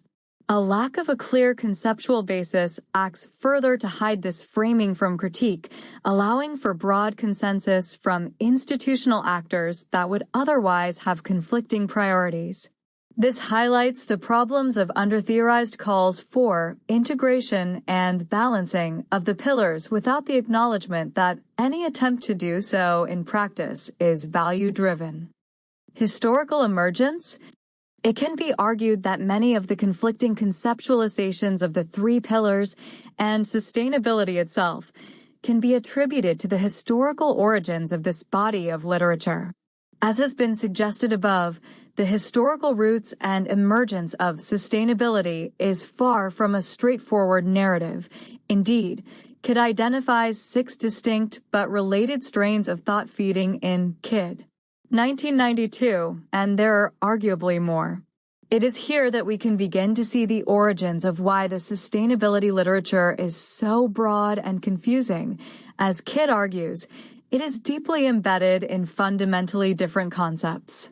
From the development specialists to the ecological economists and systems ecologists, various broadly distinct schools co-opt the language of sustainability around the same time, leading to what has become such a heterogeneous discourse. As Dryzek has argued, we then see a wide range of actors who see the emergence of sustainability as a dominant discourse and recognize it as ripe for shaping in terms that are favorable to them. Dryzek 2005, p. 146. What arguably unites these disparate roots is criticism of the economic status quo, be that realized by blind pursuit of economic growth, short-sighted profit-driven agriculture, or industrialism with little regard to the fragility of complex ecosystems. Thus, focusing on the economic development strand as explored previously, we argue that sustainable development arose here from a twin critique of the previously popular notion of economic development, from both a quality of life, or social perspective, and an ecological perspective. Caldwell goes into some depth discussing the ecological critique, arguing that the 1972 Stockholm Conference succeeded in placing the need to reconcile economic development and environmental protection on the global agenda, and precipitated the notion of eco-development, Caldwell. 1984, the early social critique is explored by Arendt, 1987, and is picked up by the Brundtland Report, which holds that poverty and environmental problems are inherently linked, and that meeting essential needs is a key requirement of development, UN, 1987, p. 16. Thus, we see the three pillars are fundamentally rooted here in sustainable development from its conception. Further, we argue that this narrative of environmental and social critiques of the economic status quo is replayed over various other strands that adopt the language of sustainability. This can be seen in the work of the IUCN, which approaches sustainable development from the concept of conservation in the limits discourse, considerations of sustainable agriculture as articulated by Douglas, as well as in Elkington's TBL. We now begin to see why the economic pillar is so fundamental. What unites these disparate discourses is the perceived inadequacy of the economic, be it from environmental or social perspectives. The confusion of competing conceptualizations and different interpretations of the economic pillar within this early literature can then be understood if we view sustainability not as a coherent, singular concept, but as a common language of broad schools of thought with the commonality of this economic critique. The depiction of the economic pillar in terms of an economic growth goal placed on equal footing with social and environmental factors, despite the wealth of critical literature, can be seen as an embodiment of the ideological win scenario of sustainable growth pushed in the 1987 Brundtland Report. This was further reinforced by the 1992 Rio Summit and Publication Agenda 21, which brought this particular interpretation of sustainable development to global attention. It has been argued by some that this neutralization of the radical economic critique via institutionalization was an inevitable consequence of the UN's consensus-building approach to addressing sustainability. Huckle. 1991, Carruthers 2001. This emergence of the three-pillar model thus leads to it being in many cases presented, with little to no theoretical foundation or justification, as the norm or a common sense understanding of sustainability. This is mirrored in the documents of the UN and may be seen too within organizations such as the OECD, which, in a 2000 report on indicators, heavily emphasized the need to better understand the complex synergies and trade-offs between the three dimensions of sustainable development, OECD 2000, P19. Sustainability versus sustainable development. So far, we have sidestepped focusing on the competing language of sustainability and sustainable development, as the two are often so intertwined in the literature that they remain difficult to tease apart. It is through this conflation, though, that economic growth-centered development becomes an implicit part of sustainability, skipping over the questions: development of what? Development for whom? Such strategic ambiguity allows this fuzzy concept to be utilized by any actor for their own means. In the earlier literature, such as Caldwell and Barbier, sustainable development is understood as a necessity for developing nations and is often decoupled from growth. But this distinction is lost when the UN equates development with growth, and the OECD calls for sustainable development for their member countries, i.e. developed nations, OECD 2004, P3. This issue has been addressed by numerous authors who hold the term sustainable development, like that of sustainable growth, to be an oxymoron. Redcliffe 2005, Johnston et al. 2007, Brand 2012. Notably, Redcliffe argues the notion of development, rooted in Western colonial capitalist narratives, presents numerous barriers to sustainability, and without interrogation and political change, sustainability itself is jeopardized. Redcliffe 1987. Snedden proclaims that sustainable development has reached a conceptual dead end, and that for clarity it is necessary to decouple the notion of sustainability from its counterpart. Snedden. 2000. He problematizes the recasting of development as sustainable, citing the numerous socio-ecological abuses enacted throughout its history and its blindness to deep-set structural issues. Sustainability, on the other hand, despite having perhaps a reputation as a buzzword, carries far less historical baggage, and its necessity for a specific context prompts conceptual questions, such as for whom and of what. Looking at the more contemporary literature, however, it seems little has changed, and the recent articulation of the SDGs has further entrenched the notion of sustainable development. Conclusions.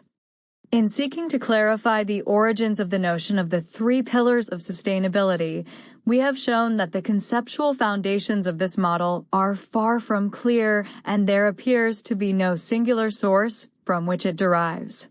Whilst a diagram with explicit economic, social, and biological system goals is presented as a model of sustainable development by Barbier in 1987, the goals elaborated differ from those of the UN, and the meaning is limited to developing nations.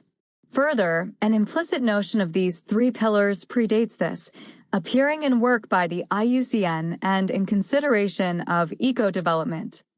We have argued that the early literature considering the pillars may be split broadly between those who view the three as distinct perspectives and those who take a systems approach.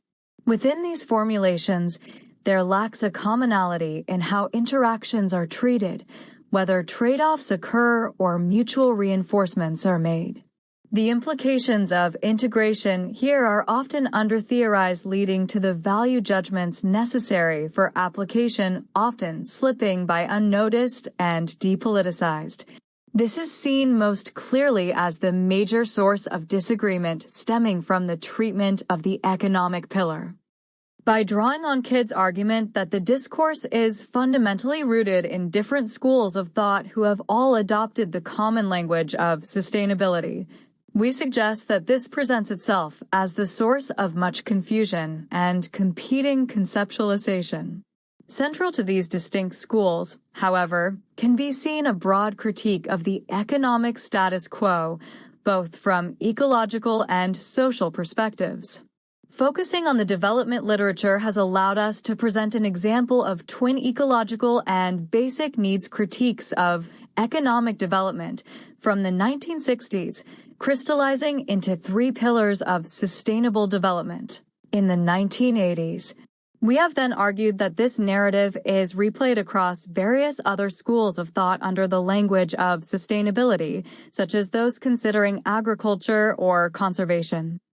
As these conflicts play out, sustainable development is institutionalized by the UN in the 1987 Brundtland Report and during the subsequent Rio process, which pushes an understanding placing economic growth as the solution to ecological and social problems.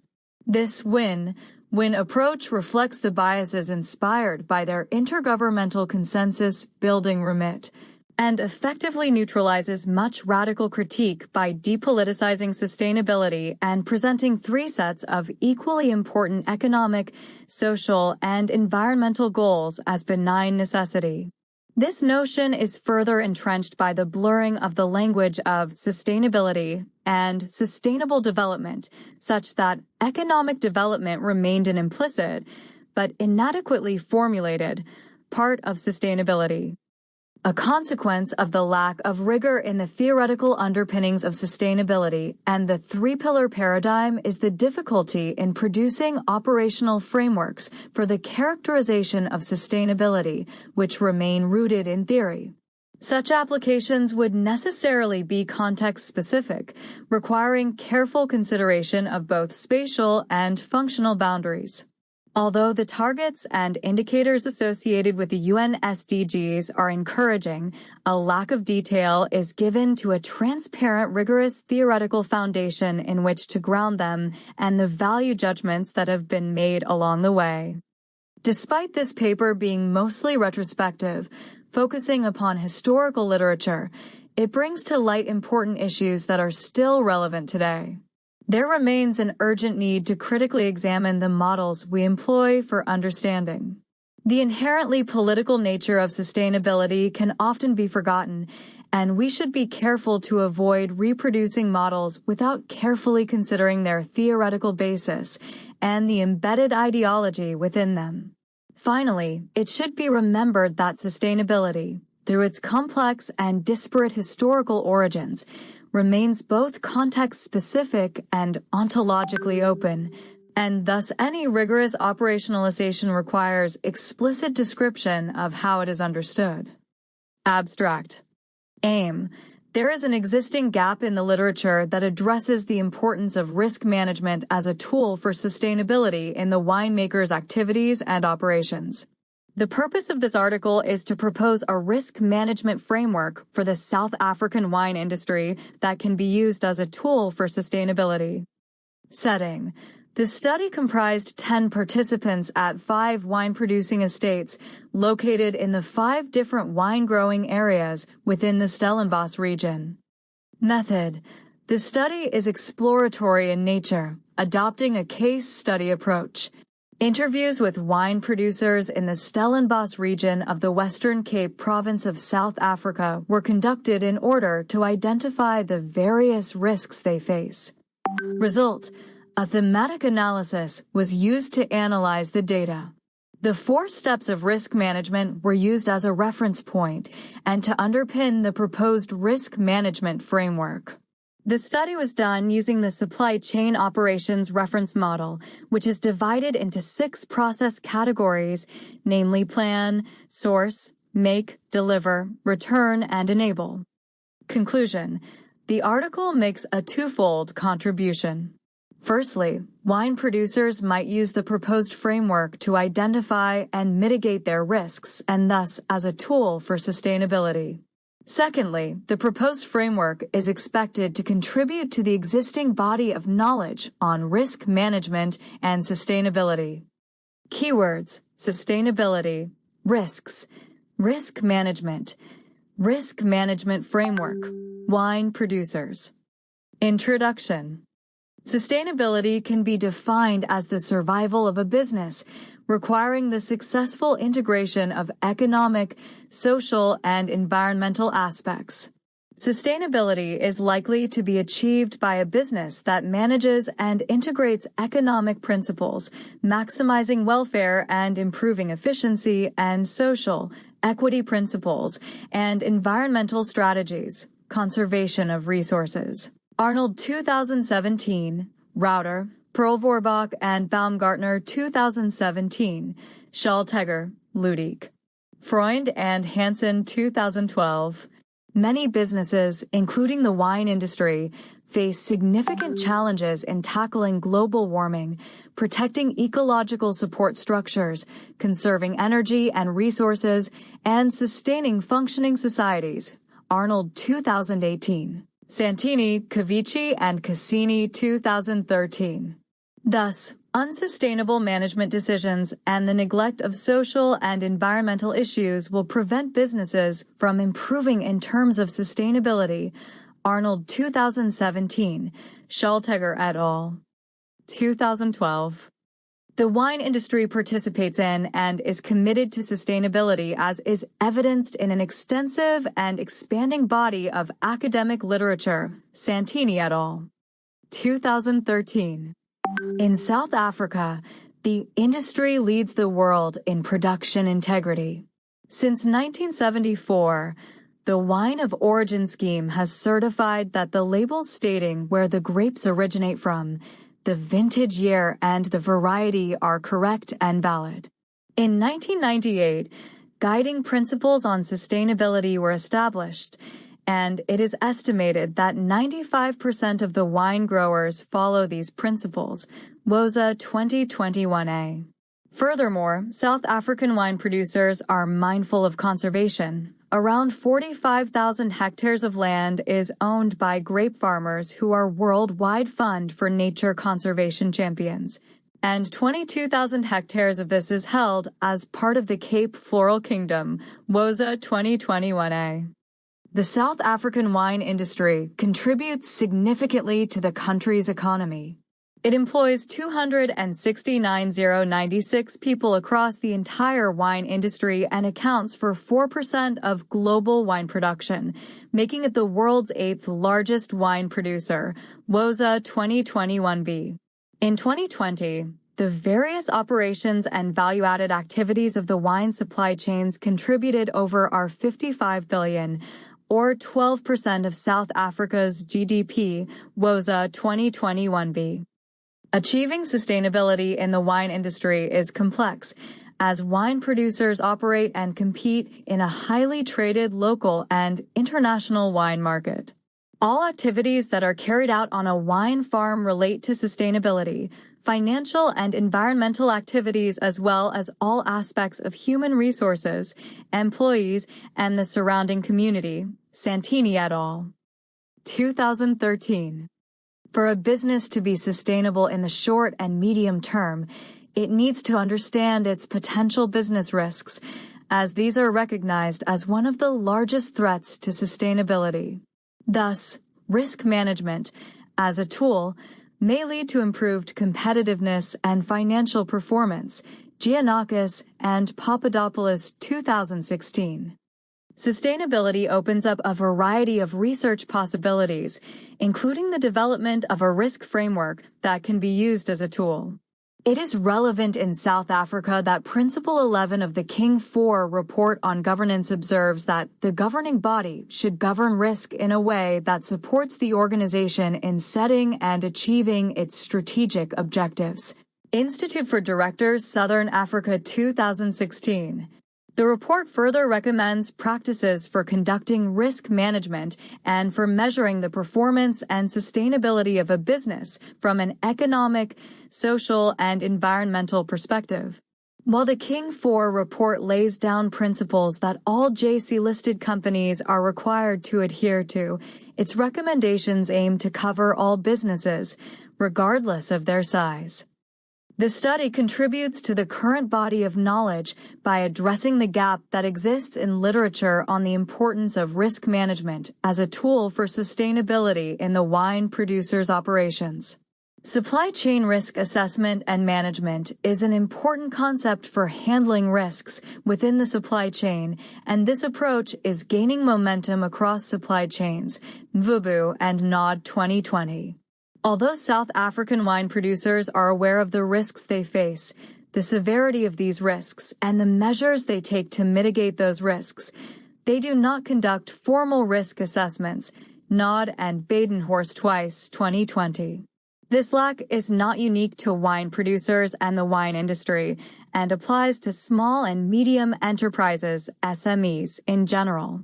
Despite evidence that companies that implement risk management strategies are more likely to survive and expand, many SMEs in South Africa do not consider risk management to be critical for organizational success. Nod and Shawesh, 2017.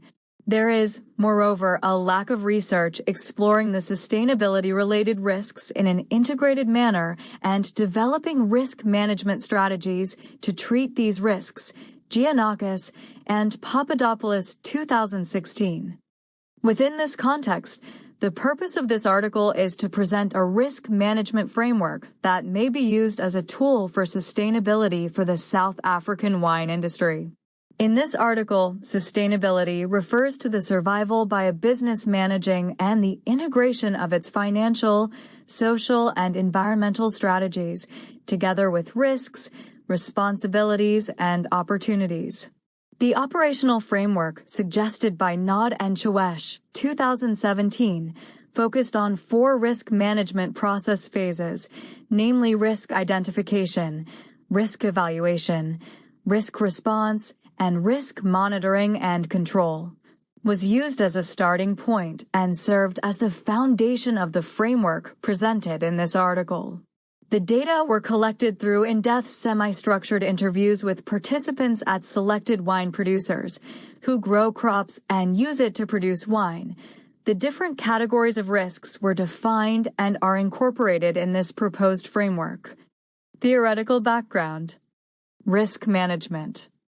Risk management can be defined as a formal process that entails different approaches in order to identify risks, assess the probability of the risks arising, analyze the potential impact of the risks, develop strategies to mitigate them, and implement risk monitoring and control. Jacobs and Chase 2018, Rogers et al.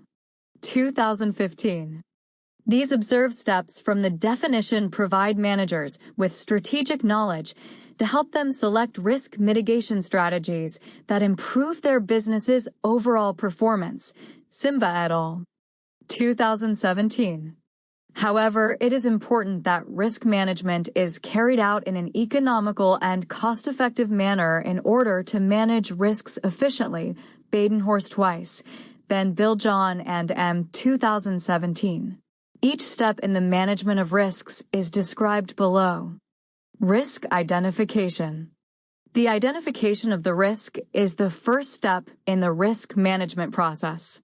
Identifying the origins of any possible internal or external risks is part of this procedure, which begins with an examination of the supply chain to determine where risks could occur and what might cause them. Halikas and Lintikangas 2015, Zidison and Ritchie 2008.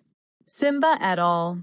2017 state that it is difficult to develop appropriate mitigation strategies without first identifying the risks. A vital part of this process is to ensure that, once the risks have been identified, these risks are registered and then monitored. Scarborough, Wilson, and Zimmerman 2009. Risk analysis and assessment. The second step in risk management is a systematic process to predict the probability of a potential risk occurring and its effects on the business. Thus, this stage has two aspects: the probability that a risk will occur and the extent of the effect on the business if the risk occurs. Ho et al. 2015. In this process, each risk must be assessed individually in order to determine an appropriate mitigation strategy so that failure during mitigation can be avoided. Sharma and Bhatt 2014. Once this step is complete, appropriate strategies can be developed and adopted in the mitigation process. Simba et al. 2017. Risk response and mitigation strategy. The third step in the chain risk management process entails generating and reflecting on alternative solutions, evaluating and judging the merits of these solutions, deciding on suitable solutions, and then putting these solutions into action. Chong, Ellinger and Blackhurst 2015a. This procedure leads to the agreement on risk reduction techniques to minimize, reduce, or mitigate the defined risks. Hoffman, Sheila and Krabendam 2012. Risk avoidance, risk assumption, risk elimination, risk reduction, and risk transfer are all possible strategies. Risk avoidance is the process of taking steps to prevent a risk. Risk assumption happens when the party exposed to the risk simply acknowledges the risk and the potential losses. If the cost of taking action to mitigate a risk is high in comparison to the cost of the actual loss, this will be an appropriate strategy. Risk elimination involves taking steps to eliminate a risk. Risk reduction happens when steps are taken to minimize a risk. It attempts to lower the chances of a loss occurring or to lessen the impact of a loss that does occur. Risk transfer is the act of moving a risk to another entity, such as through a lease arrangement with a third party. For example, leasing motor vehicles enables the user of the equipment to transfer the risk of obsolescence to the owner. Badenhorst Weiss et al. 2018, Paul, Sarkar and Assam 2016, Sudeep and Srikanta 2014. Risk monitoring and evaluation. The fourth and final step in the risk management process entails tracking, overseeing, and managing solutions, as well as evaluating their effect on a specific business area or the entire business. Chong et al. 2015a. Through risk monitoring and evaluation, it can be determined how the mitigation strategies are progressing. Deviations and new preventative measures can be identified and possible further risks predicted. Simba et al. 2017. Since risks and the severity of their effect can change over time, risk management is a dynamic and continuous process. Chong, Su and Song 2015b. Supply Chain Operations Reference Model. The Supply Chain Operations Reference, SCORE, model was developed in 1996 and endorsed by the Supply Chain Council as the cross-industry standard diagnostic tool for supply chain management. Apex Dictionary 2019. The SCORE model is a management tool used to address, improve, and communicate supply chain choices within a company as well as to customers and key suppliers. It comprises the 6 broad process categories of plan, source, make, deliver, return, and enable. Hugo's 2018. Any business in the overall supply chain that delivers a product or a service is involved in at least one of these categories. Hugo's 2018. Jacobs and Chase 2018. Each of these categories is briefly explained. Plan. The plan process covers the processes necessary strategically to manage a supply chain and is essential to the success of the other supply chain operations of source, make, deliver, and return. Wisner, Tand and Leong 2016. The planning process includes demand and supply planning, balancing resources with requirements, establishing and communicating supply chain plans, planning of business rules, policies and procedures, data collection, information technology systems and databases, inventory, capital assets, transportation requirements, and regulatory requirements. Hugo's 2018. Stevenson. 2021. Wisner et al. 2016. In the South African wine sector, the plan process refers to all facets of planning of the business and its operating activities.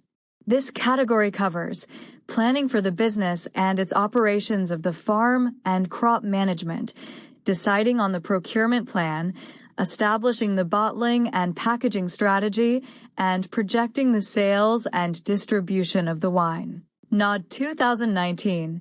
Nod and Badenhorst Twice 2020. Source. The source process includes the activities related to the procurement of materials and services to meet planned and actual demand. Apex 2017. This involves the selection of suppliers, the obtaining of quotes, the delivery tactics and payment processes, and the procedures for monitoring and strengthening the business's relationship with its suppliers. Badenhorst Twice et al. 2018. Johnson and Flynn 2020. In the South African wine sector, the source process includes the activities related to sourcing of materials, manpower, machinery, and the services for the business. Nod 2019. Nod and Badenhorst Twice 2020. Make. The make process includes activities related to producing the goods or providing a service to meet planned or actual demand. Apex 2017. This process includes scheduling the processes for the workers, coordinating the materials and plant and equipment to support the producing of the product, scheduling the activities that are required to produce goods on time, and the preparation for delivery. Stevenson 2021. In the South African wine sector, the make process includes all the activities of wine production, such as land management, vine management, crop management, harvesting. The wine production processes and the activities involved in the bottling and packaging of the wine.